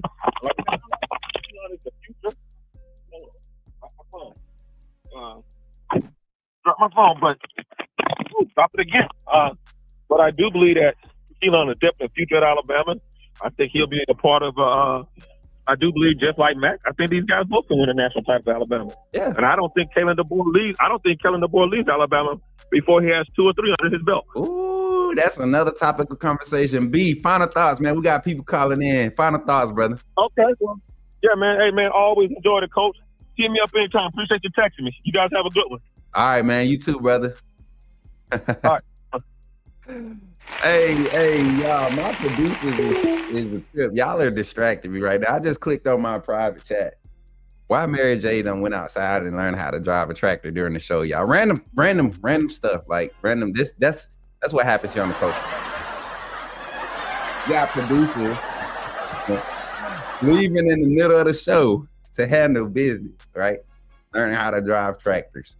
Was it a John Deere tractor, Mary J? Answer that for me. Was it a John Deere? What kind of? Y'all, let's have a quick commercial break, man. Give a shout out to our sponsors, Walk-Ons for showing us love today. And then when we come back, phone line still open, 334-625-1121. You can call in right now. You'll just be put on hold. And once we come back, we'll get your thoughts on the line in the game here with Coach Smook. Jordan, take us to our commercial, man. Remember, when you see me in the streets, holler at me. Say, put me in the game, Coach Smook.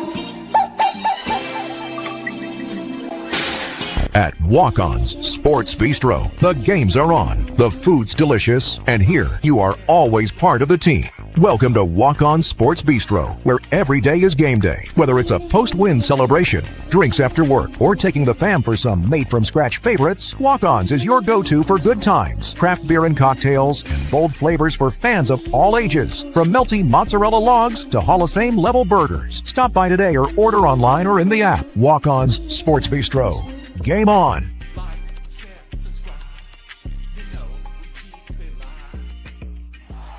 Hold on 1 second. If you're serious about sports, you need more than just box scores. You need real insight. That's why Sports Info Solutions is the official partner of the Coach Smook Network. Sports Info Solutions is my go-to source for in-depth stat analysis, giving you the tools to truly understand player production, tendencies, and performance on a whole new level. From NFL, MLB to NBA, Sports Info Solutions delivers advanced data that helps fans, coaches, and analysts see the game behind the game. This isn't just stats, it's context. Looking ahead to the next generation of stars? Check out nfldraft.sportsinfosolutions.com for elite draft analysis and detailed prospect breakdown. Make it your new go-to stat tracker. Visit sportsinfosolutions.com today. Now let's get back in the game. Put me in the game, Coach Smook. Put me in the game, Coach Smook. Like, share, subscribe. You know we keep it live. Put me in the game, Coach Smook. Put me in the game, Coach Smook. Put me in the game, Coach Smook. Put me in the game, Coach Smook. Put me in the game, Coach Smook. Put me in the game, Coach Smook. Put me in the game, Coach Smook. Put me in the game, Coach Smook. Like, share, subscribe. You know we keep it live. Yes, sir. We back. Appreciate y'all for tapping in with the Coach Smook Network. Y'all tapping in. Come on, man. Hey, yo, we got somebody on the line, y'all. We haven't heard his voice in a minute. One of my good friends here in this industry, man, my good brother and friend. Ballard Sports Media is on the line here on the Coach Smook Live Calling Show. I give it up for Ballard Sports Media. Ballard, what's good, man? You in the game with Coach Smook? Talk to us, brother. What's up, Coach? How y'all been? Man, look, been good, man. How you been doing, brother? I'm doing all right. Just got back from a Nashville trip with some friends, but I'm hanging out and, just kind of relaxing today. And then just trying to keep up with everything in college football all at once. But, it's kind of hard to do that. But, it seems like things are going in the right direction for some teams, others not so much. But I think we're in a good position with Alabama, man. If we get the right quarterback in there, I feel like we'd be in good shape. 100%, man. Give me your thoughts on this battle and how you think this thing is going to transpire, man. The floor is all yours. I think you have a good idea of how this thing is shaping up, and just give your personal opinion, man. Y'all give it up for Ballard Sports Media again. This is one of my guys, man. If y'all haven't, go make sure y'all check out his YouTube channel, Ballard Sports Media on YouTube. Check out all this content. Is everywhere, Ballard Sports Media. Y'all go check him out. Show him some support. He'll definitely be one of the mainstays and guests that we have here on the Coach Smook Network as we continue to grow, man. Can't wait to see him do successful things. But go ahead, Ballard. Yeah, so as far as this quarterback competition, I think personally we should give Austin Mack the chance to start out the season. I'm trying to think. We got to remember our schedule. Who we open with? It's one of the smaller schools before Florida State. But anyway, I mean, we got to give him a chance at first. I think it should be and probably will be Keelon Russell long term. But I would be shocked if Kalen DeBoer, who was at Washington, had a guy like Austin Mack on that roster, you throw in Ryan Grubb at everybody. Why would they not roll the dice on him just to give him a good amount of playing time this year and, start out with it,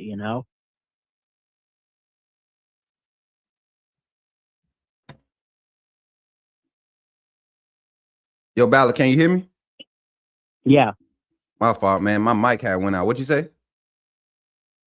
I was just saying that with the experience at Washington, even though he might not have started over Michael Penix, he was still there with Kalen DeBoer. I feel like Austin Mack should be the guy we start out with, but I feel like it wouldn't shock me if we transition over to Keelon. Man, you know what? I don't want people to pay attention to the fact that Mack was with this staff at Washington, and it's for this reason. And I want y'all to think about this on a realistic standpoint. Has any phase of what Alabama's offense shown since the arrival of Kalen DeBoer and this staff, has any of it looked like Washington style offense since he's been here? Let's be honest. We've seen some aspects, right? But have we seen a clipping or a showing of that Washington style approach since they've been at Alabama? Answer this. Not really. I mean, like I didn't look at Jalen Milroe and see Michael Penix. I didn't look at Ty Simpson and see Michael Penix and stuff. So, I mean, yeah, there's some similarities, but I think it's fair to say that Kalen and Ryan Grubb and everybody just wants to implement their own path and their own way at Alabama and not try to duplicate a whole lot. 100%. And so I say that to say this. If Keelon Russell was a top prospect that they were targeting at Washington, right? They get to Alabama and they make him a priority. They bring in Mack because they brought, and I want people to remember Austin Mack was one of their highly touted recruiters at Washington, right? This is Washington. He was a 5-star, wasn't he? He was a 4-star. He was definitely a 4-star. Okay. No, he was a 5-star. You're right. He was a 5-star, but he reclassified. Yeah. So that ended up, I think, having him as a 4-star in the class of 24, the 24 class. Yeah. So you look at it, though. I look at the skill sets that brought him to Bama. A lot of it was what he was able to do in the RPO scheme, the quick game, and the ability to the arm strength was kind of like his scouting standout points, his bullets that would stand out, right? His size. You're going to see this guy coming off the bus, right? Yeah. The thing that was scary about Keelon Russell in their evaluation, their downfall about Keelon Russell was the fact that he trusted his protection too much. Okay. You're talking about poise and everything that you're saying that you're getting with Austin Mack after 3 years in the system. And we saw his flaws the first year as a freshman. We saw him kind of develop last year, having to play behind Milroe. His first year was behind Milroe and Simpson, and last year behind Simpson, right? I look at it this year, man. If he cannot create separation as far as production, command of the huddle, that's not really going to matter this year. And that's what won Ty Simpson a job last year. They will take the chance to let a new starting quarterback go through his bumps and bruises of learning how to get a play call in or to make adjustments on the fly if he can create post-snap, something we were not able to get from the quarterback position last year that we got from Jalen Milroe the first year in a totally different play calling style. So that's why I think you're going to get the nod with Russell. And then knowing that Mack is going to be a consistent game manager, somebody that's familiar with the system and that's really, they've been able to be systemized, right? Being in the system, you can fall back on that and not lose a step. You get to grow from where you were building from with the freshman anyways. The pressure to me is on Russell, really. The pressure to me is on Russell because he's, in my opinion, he's going to get the nod and he has to perform early. And to me, that's going to really showcase if he is mentally on the level as Mack. With Mack, there's no guarantee. You know there's a floor, though. You know there's a floor. And Keelon Russell has already superseded that floor. So why not go with the young guy and see what type of sparks we can create? Absolutely. I think you have to roll the dice. I hope they go with Keelon. I also hope that and look, let's just, if they go with Russell, I mean, can we just cut our losses with Austin Mack? Like, is he going to transfer, or do you convince him to stay? That maybe you could do what you did with Jalen and Tua, where you kind of have that 1-2 system. You know, Tua was the starter that year, but they still gave Jalen a crap ton of time to play to get him ready in case they needed him. You know, do you try to convince Austin Mack that that's what you can do with him? You know what? I think with Austin Mack, he's one of those quarterbacks that if he does not gain the starting job this year, his value in the portal after this season, because of the amount of quarterbacks that will be stepping into the NFL ranks in the 26 class, right? I mean, yeah, this will be the 27 class. The 27 class of NFL draftees, the quarterbacks that are eligible. And then also, you got to think the amount of freshman quarterback that will be competing at a lot of these major universities. Freshmen that are coming in this year, highly touted. Freshmen last year that didn't start, right? Kind of like what happened with Julian Sain coming in his freshman year, the year of the transition to Coach Saban. He goes to Ohio State. He ends up having to sit in these last 2 years. And then this past season, he goes in, and now he's the guy. He's the guy. So it works out for kind of guys like in Mack's position. And you got to remember, Mack was the guy that kind of they brought in, and he scared Julian Sain away. So it wouldn't be crazy. It wouldn't be crazy for Austin Mack to take his final 2 years of eligibility, right? Because after this season, he'll still have 2 years. He'll be able to go for a 5th year as long as he's graduated by the end of his 4th year. So you take a graduate transfer in Austin Mack, and you send him to maybe Oregon State, where Coach Shep is right now, somebody that he's familiar with in a system and in a conference where he's not going to see SEC style defenses.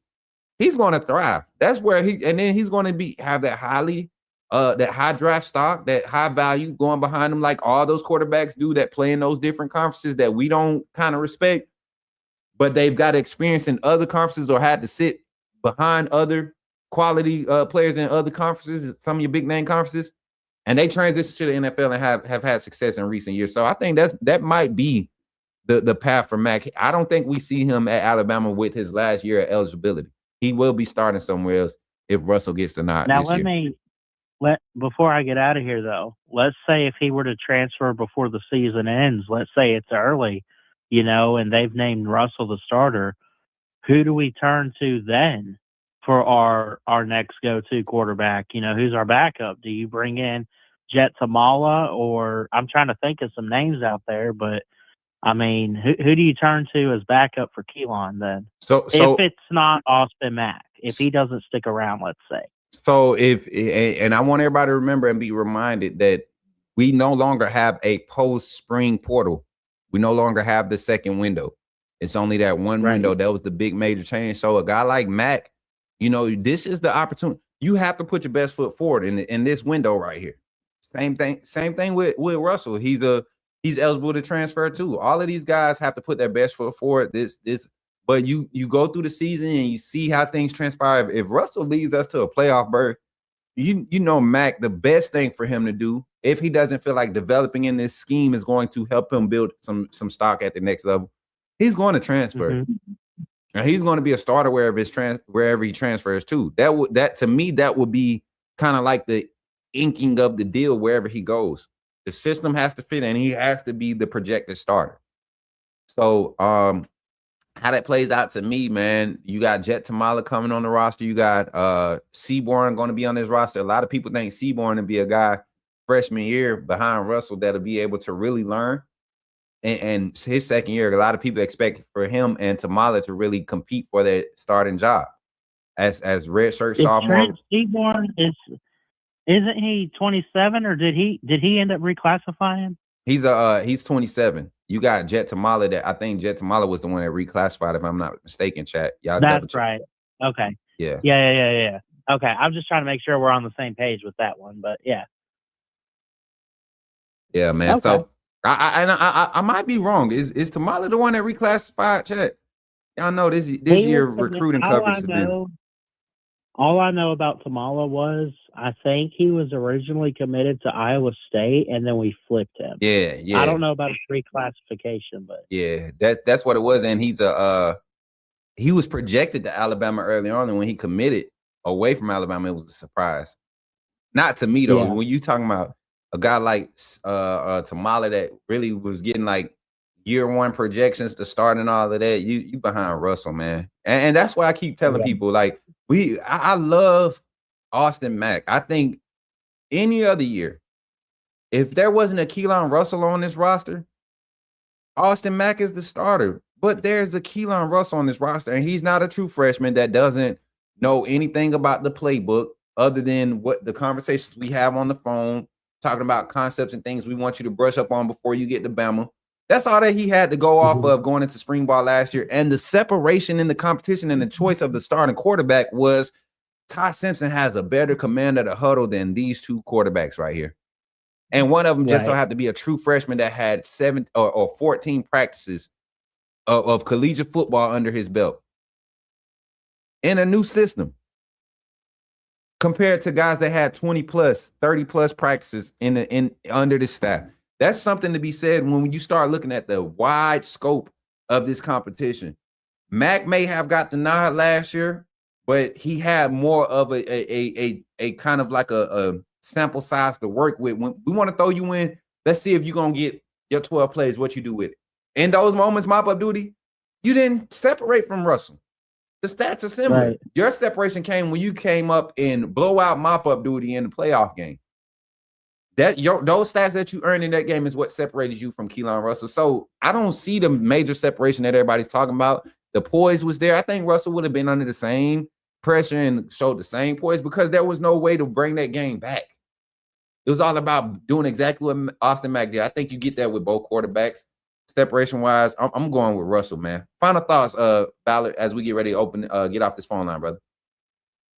Yeah, I'm just excited for the football season. I know we still got a while to go. I hope – I don't know if they're going to televise A-Day. I won't be able to make it up there for it.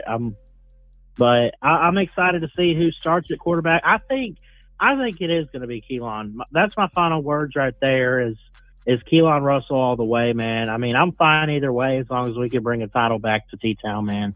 But I love y'all. Y'all be good and a big Roll Tide. Roll Tide, man. Ballard Sports Media. Make sure y'all check my brother's content out, man. Y'all go subscribe to the channel. It's absolutely free to subscribe to these YouTube channels. I don't know why y'all continue to watch and not like. It's free, and then subscribe. That's free. Joining this, it costs a little something. It helps us grow with the support financially of the growth of the network and how we move around. You all know that we do this full time over here at the Coach Smook Network. I'm a full-time sports media personality, and then I also have some personal training and other things that I do on the side that kind of help us continue to move around like we do as an entrepreneur. But the likes and the subscriptions, man, that's what really helps us. That's what really helps us creators. And I'm not just talking about my channel. I'm talking about every YouTube channel on this platform. That's how you help us: liking, sharing the content to other people to come in and like, comment, subscribe. Make sure you turn on the notifications on. We get bonuses for all the subscribers that have their notifications on for your channel. For every 100 or 200, I believe right now, I guess it's based off your subscriber base, but for every so many people that have notifications on and react and actually tap those notifications when you get them on your phone about us being live, we get algorithm for that. We get analytics for that help us get paid. So it's all the small things that help us. That's going to help us continue to grow. Hey, y'all. You know, it's crazy. I had both phone lines up. We got one more phone call on the line. Let's see who it is. Call from. Shep. To accept, press 1. Yo, Shep, what's up, man? You in the game with Coach Smook. Talk to me, man. Y'all give it up for Shep, y'all. Hey, Coach. Put me in the game, sir. You in the game, brother. What's good, man? I thought we was going to get out of here without hearing it today. I was like, ain't no way B. Harpton called in. And Kelsey Shep ain't calling in. You know, y'all be going at it on this phone line. We loving it too over here on this Coach Smook Network, man. Well, man, it's an honor. I think we're so thankful for the show, man, and those and the listeners. And man, we are just thankful, Coach, that you take about 2 hours out of your day, man, to just give us the latest news and updates on Alabama, man. It's really, you know, every summer, yeah, I do the same thing. I just listen to different people talk about the Tide. Yeah. Because it kind of gives you something to look forward to. Yeah. And man, and I'm telling you, you're so patient with us. You sit here, man, and you go through every detail and about the latest information and what we could see, what's in place, what's not. And man, I'm just thankful for it. For sure, man. For sure. Well, you already know what we're here for, man. Give me your thoughts on this quarterback battle, man. And I mean, I already gave my thoughts. We've had I want to say two people on the line today have went with Russell. Two people have went with Mack. And both, like I said, both options, in my opinion, are quality options. I think we win 10 plus games with either one, but who really gives us that edge and who gets the job, in your opinion? Go ahead, Kelsey. The floor is yours, brother. Coach, I really thought about this, and I want to take a different angle. I want to take a different approach from where I usually take. I usually just come in and just give my opinion, but when I look across the board and I look at the quarterbacks that's currently in the SEC, and I'm going to bring up one that I know that we're going to have to face, and he's coming. He's coming again this year, and you know who he is. It's Coach Kirby Smart. He got his guy back. We're going to have to, and also I will say this, and Boosie, and I knew it was coming. We told him in the barbershop, Jamal Smoke. I think 60% of the barbershop pretty much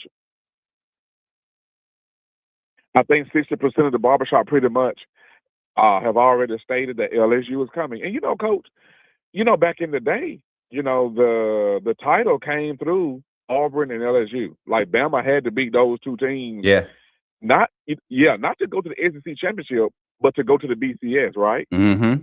And Coach, I am afraid, Coach Smook, that we are here again. LSU is here to stay.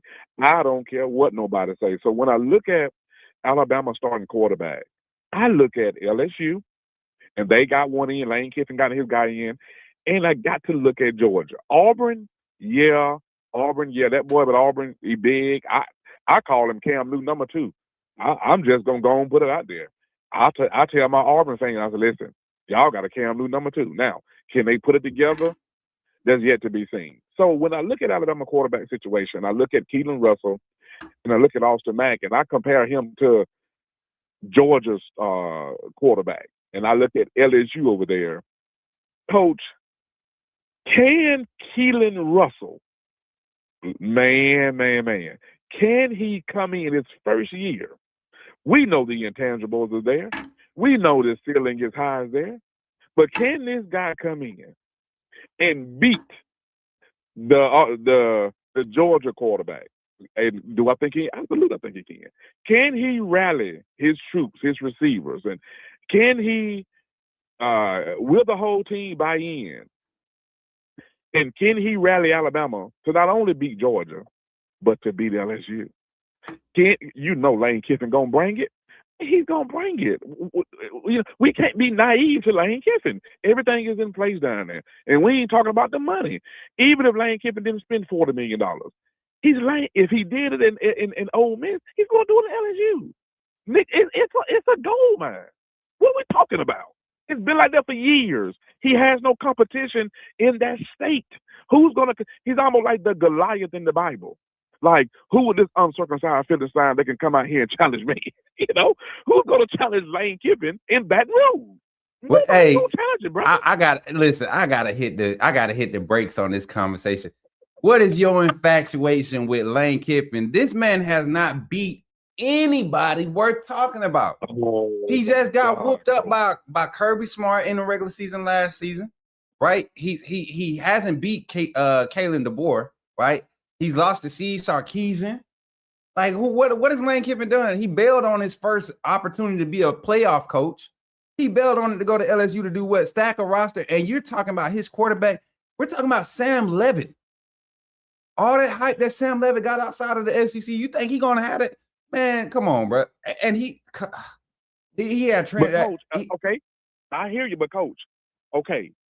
So all I'm asking you, as we advance down to the latter part of the season, after we play Georgia, then here come LSU. Mm-hmm. Here come Auburn.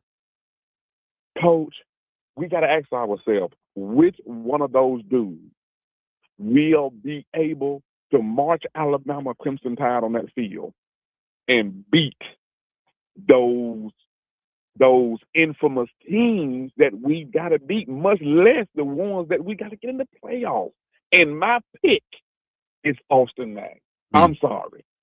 I see a giant. I see a gentle giant. I see not only in the physical, but we know that he can put the ball. It already been stated that he ain't nowhere on the field that he can't put it. That's Ryan Grubbs, want a quarterback that can put that ball on every angle. I heard him say it a significant amount of times. Can he run? Absolutely. And 6'6", 240, he kind of almost built like Donovan McNabb. I don't know if y'all remember. He's 6'6". He's 6'6", 235. He's 6. Yeah, Donovan was like 6'5", like that. He was big, had a big arm. Yeah, McNabb. I think McNabb was only like 6'2", 6'3", but he was big, like 240. No, Donovan. No, the one that got killed by his girlfriend was like 6'4". The one that went to the HBCU. I think that was Donovan McNabb. Donovan was like 6'4", 6'5". Donovan McNabb. I'm about to see. Let me see. Height and weight. Donovan McNabb. Okay. Let me see. Okay, but go ahead. Okay, but against an infamous defense, I will take Austin Mack. Do we need a big quarterback? No, that's not what I'm saying. I'm not crazy now.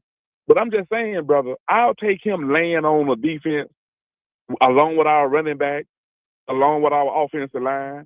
I'll take a 6'6", 240-pound quarterback that can get me a tough 6, 7, 8, 9 yards, when I need it. I'll take that. Who gonna call that play though? Who that's not Ryan Grubb. And see, I think that's where everybody keep forgetting. Ryan Grubb wants to throw this ball 35 times, 35 plus times again. Michael Penis ran at Washington, Coach. No, he did not. No, he did not. You better go rewatch it. I seen him scramble at Washington. He wasn't scrambling. He would make plays with his legs, but Michael Penix thrived from the pocket. That's what made him such a high prospect. But he didn't have to. He that was the thing. A lot of people they criticized him for not utilizing his legs more while he was at Washington. Right, but coach, you got to know that Alabama gonna need some play from the quarterback position, in the run also. And that's Alabama gonna need that. Just to jump in now, you're literally making my point. You're making the point that even Ryan Grubb just made in the last interview, his first presser of the spring. The fact that Keelon Russell, the separation in this quarterback battle right now, the difference that you can see, the sizable difference, is what Russell can do with his legs. Ryan Grubb said that. Ryan Grubbs, he literally said to go rewatch their first interview. As a matter of fact, we can cue it up after the phone call. But he talked about how, Austin Mack has a little bit more understanding of the offense. Both of them have a good command and presence and control of the huddle right now. There's no real separation in the throwing because of how limited they've been able to evaluate in this phase of practice. But when it came to the separation between the quarterbacks, the major difference, he highlighted Keelon Russell's ability to move with his legs. You got a little bit more juice with Keelon Russell and his legs. Now, Mack, I think he's a strong runner. I think he's a guy that, like you said, we get in those tough moments. You need QB sneak, all that stuff. Yeah, we can rely on that. But I think this offense thrives when the passing game is going first. Russell is your more consistent passer, especially from the pocket. Okay. And coach, and you gotta ask yourself, and I'm reading the chat. This one dude said in the chat, he said it's gonna take more than a QB to beat these teams. Absolutely. It's gonna take it's gonna take all of that to beat these teams. And what I'm saying is, and all I'm saying is we're gonna need the legs, we're gonna need the arms, we're gonna need all of that to beat the team that's gonna come to want to beat Alabama. A lot of folks gonna want to beat Alabama again this year. Period. It's always gonna be like that.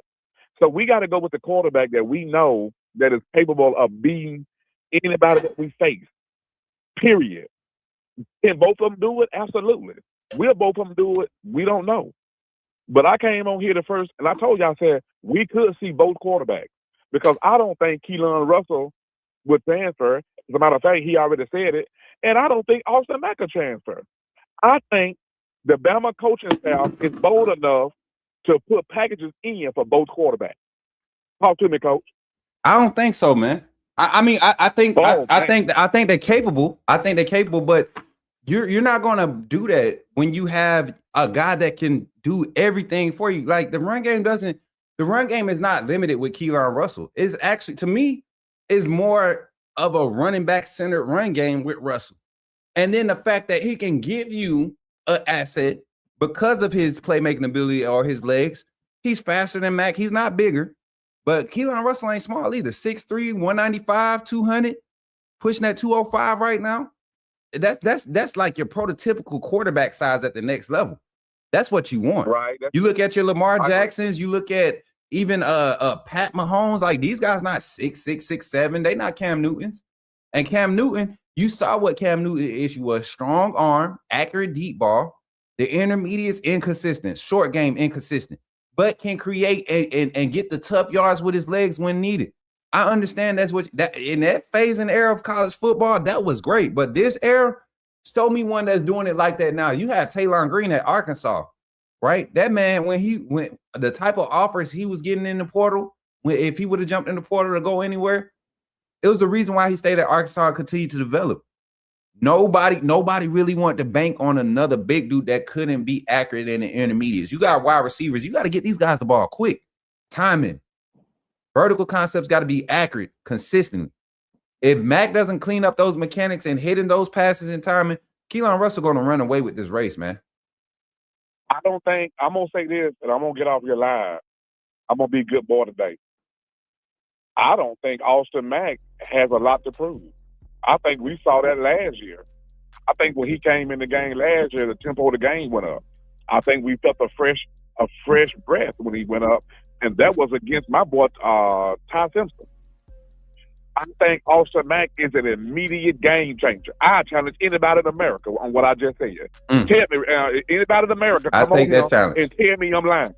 Austin Mack is an immediate threat. He's an immediate game changer. I don't care what nobody say. You said Ty Simpson was the next Aaron Rodgers too. Ty Simpson, my friend Ty Simpson, he's one of the best quarterbacks we've ever had in Alabama. Ty Simpson, they will build a championship team around Ty Simpson. You will see Ty Simpson, Coach Smook, come in the barbershop and get your hair cut like you always get, sir. Yes, sir. You will see Ty Simpson. Win an NFL. He will go to the division final in 2 years. In 2 years? You watch what I said. He gonna do it in 2 years. Hey, clip this, Jordan. Clip this, because I'm gonna put my bet. I'm on the record of saying that I challenge anybody in America. I want free haircuts for the rest of Ty Simpson's career if he don't make the division playoffs as a starter his second year. You love Ty Simpson. I do. You came to the barbershop and you sat in the chair and you said it with the cameras running. I did. I love him. I don't think he's going to be a divisional playoff winner or anything like that his second year. I think he will be a starter his second year, though. I think you have to if he gets drafted to the right spot, I think he's there. He's not a starter his rookie year. I think he will have a start his second year where he will go through the bumps and bruises as they continue to build around him. Because whatever team he goes to, he's getting drafted early. They're a team that's trash. That's a fact.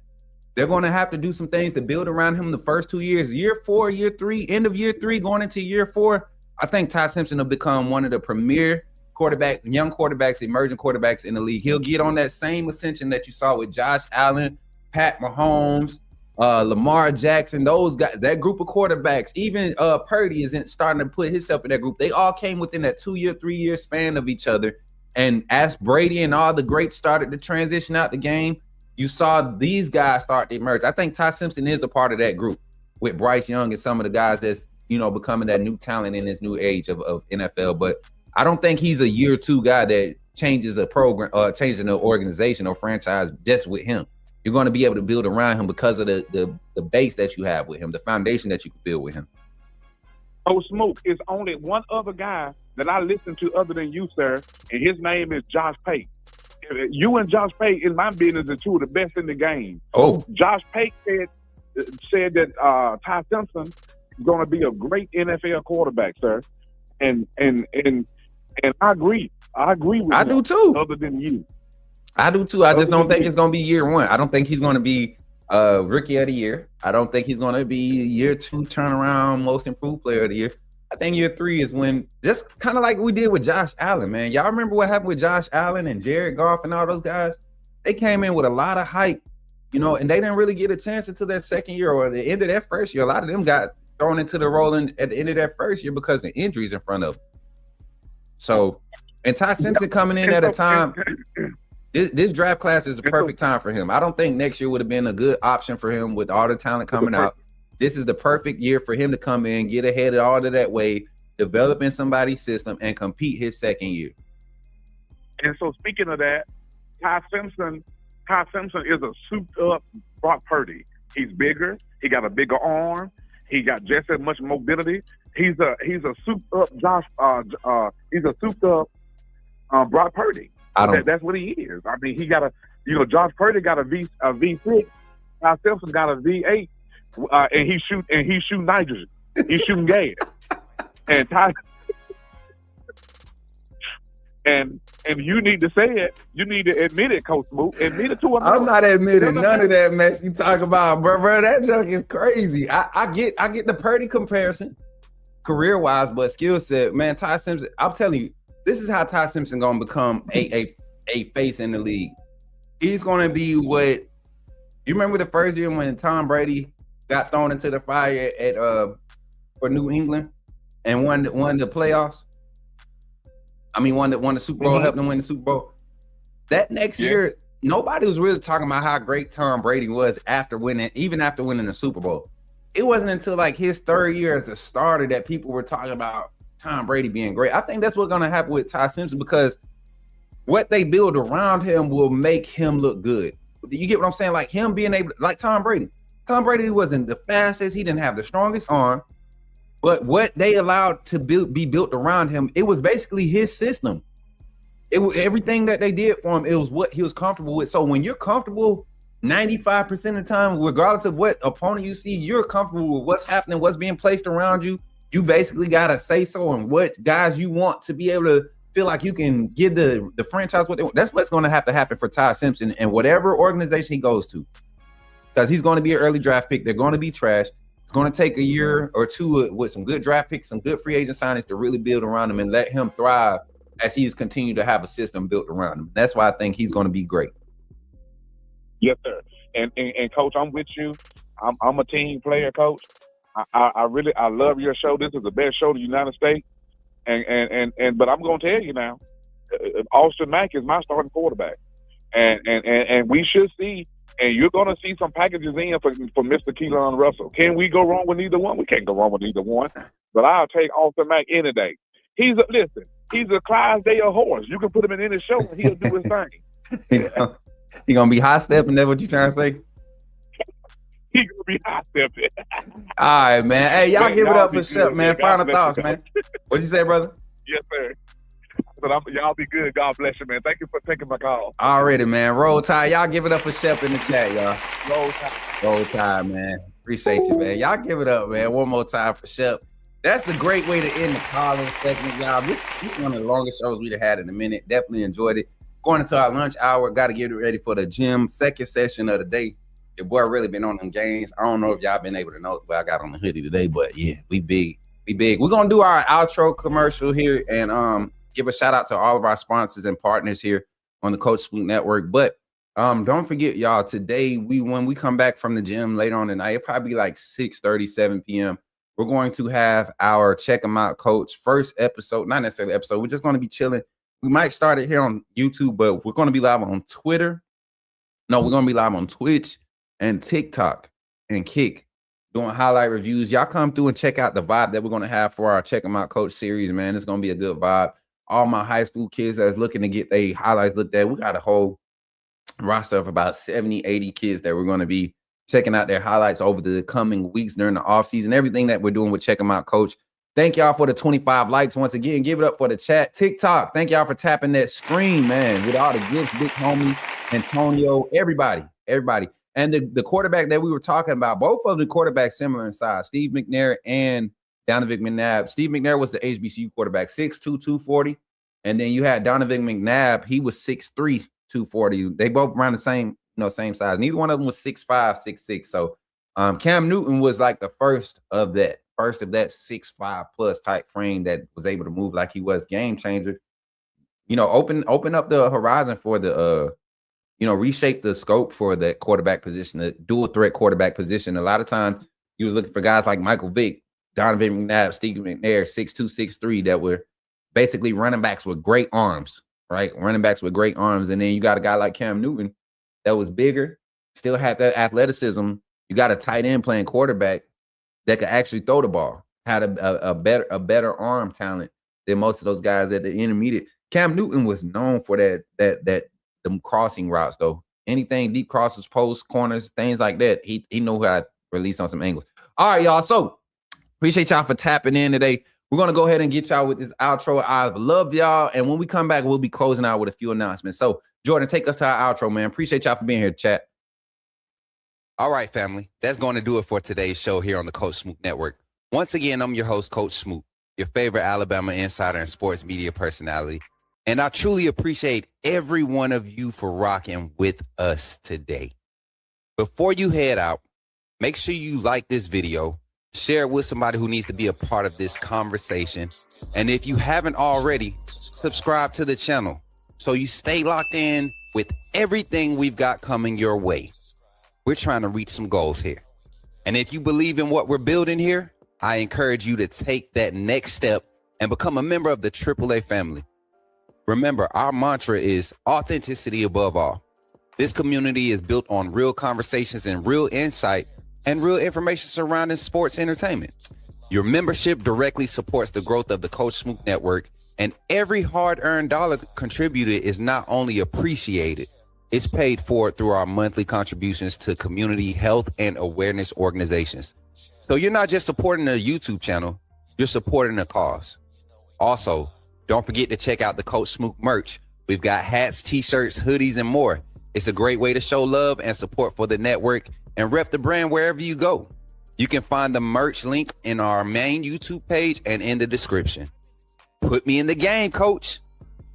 And if you want to stay connected and get more involved with the community, be sure to join the Discord. Just type the command in the live chat or head over to our main YouTube page and click the Linktree link in the description. You can also stay connected with us directly for collaborations, appearances, community service opportunities, and business inquiries by emailing us at coachsmooknetwork@gmail.com. Our staff will respond in a timely manner. And for those who want to show additional love, you can always donate directly to the Coach Smook Network through Venmo, PayPal, or Cash App. Every bit of support helps us continue to grow and elevate this platform. We also want to send a huge thank you to our sponsors and partners: Walk On Sports Bistro, Sports Info Solutions, Helping Hands LLC, Men of Standard Executive Security, Goomba Bully Kilnos, and most of all, the AAA Phantom. None of this is possible without you. Once again, thank you for all your support, the energy, and the authenticity you bring to this space. Until next time, family, stay safe, stay locked in, and when you see me in the streets, holla at me and say, put me in the game, Coach Smook. Catch you on the next one. Yes, sir. Yes, sir. Appreciate y'all for tapping in today. Once again, final thoughts. Keelon Russell, QB1 from me. We're going to go to the results in the poll, man. If you didn't come on the YouTube side and drop a like, please drop a like. Make sure you share the content. Make sure you subscribe to the channel. Make sure you turn on your notifications. Make sure you turn on your notifications so you don't miss any content being posted. We got a vlog being posted.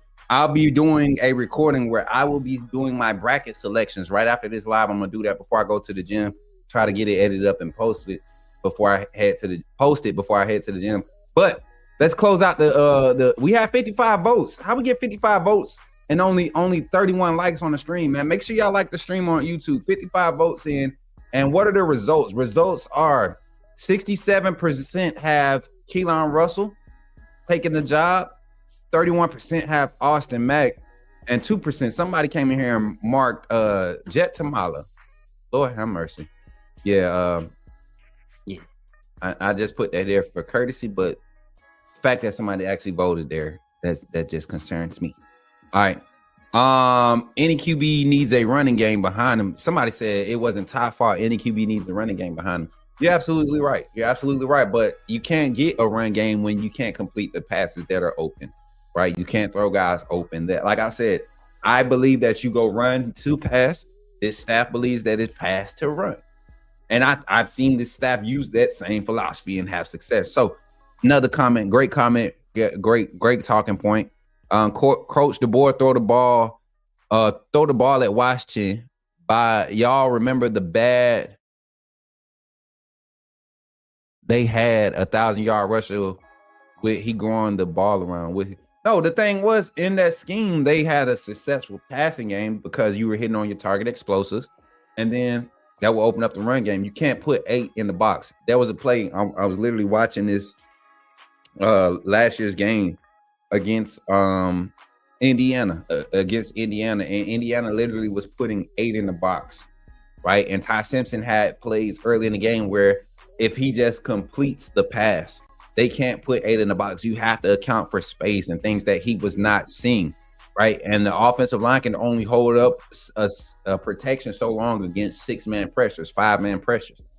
You're talking about 5-6-man max protection, and he still wasn't able to see the open spaces when you're literally got to just do the numbers game pre-snap. You see the alignment and you make your first read based off your leverage in that assignment. So yeah, a lot of things to factor into last year's struggles that I think you're going to want to bypass if Austin Mack is not able to, operate fluidly. You would rather deal with a young freshman talent that can give you the extra plays than deal with some of the things you dealt with last year. So that's my final thoughts, man, going into it. Remember, check them out, Coach. We got them tonight. Make sure y'all tap in live and support these young men. Again, follow me on all platforms at Coach Smook. Tap in live, check in, give us that support, especially on TikTok, man. We appreciate the TikTok family for doing what they do every day. We go live over there. All the likes, the total viewers, new viewers, 26 new viewers on TikTok. Give it up for TikTok family. Appreciate y'all, man. And Mike Jones, appreciate you for tapping in. He said, great show, Coach Smook. Make sure y'all get them wristbands. Think about becoming a member of the AAA family and continue to support us as we continue to grow. And with that being said, man, I appreciate each and every one of y'all for being here on the Coach Smook Network, the Coach Smook Live, and the Coach Smook calling segment, tapping in. Thank you to every caller that came through and showed their love today, all the voices and the comments that you shared. And I can't wait to see y'all again later on tonight, man. I'm your boy, Coach Smook. And remember, when you see me in the streets, holler at me and say it. Say, put me in the game, Coach Smook. Oh, man, I love y'all, man. Y'all be blessed, man, and have some fun today. Get you some laughs in and show somebody some love and stay encouraged, man. It may look tough. It's Wednesday. It's hump day. Get over that little hump and continue to push. I love y'all, man. Catch y'all in the next one. Y'all be blessed. Jordan, take us out, brother.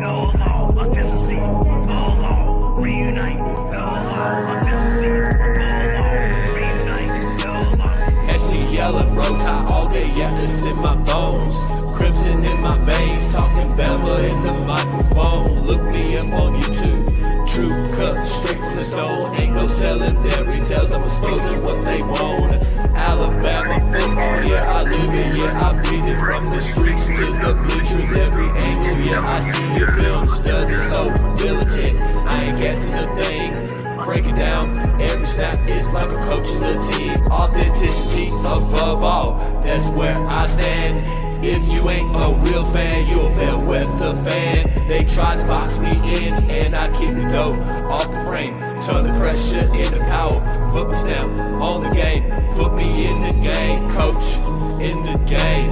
Put me in the game, coach, that's what they saying. Put me in the game, coach, in the game. Put me in the game, coach, that's what they saying. Players and the staff are pulling up right now for today's scrimmage. Coach David Ballou in the front. Y'all can see everybody pulling up, man. And boys over there, look at Deontay.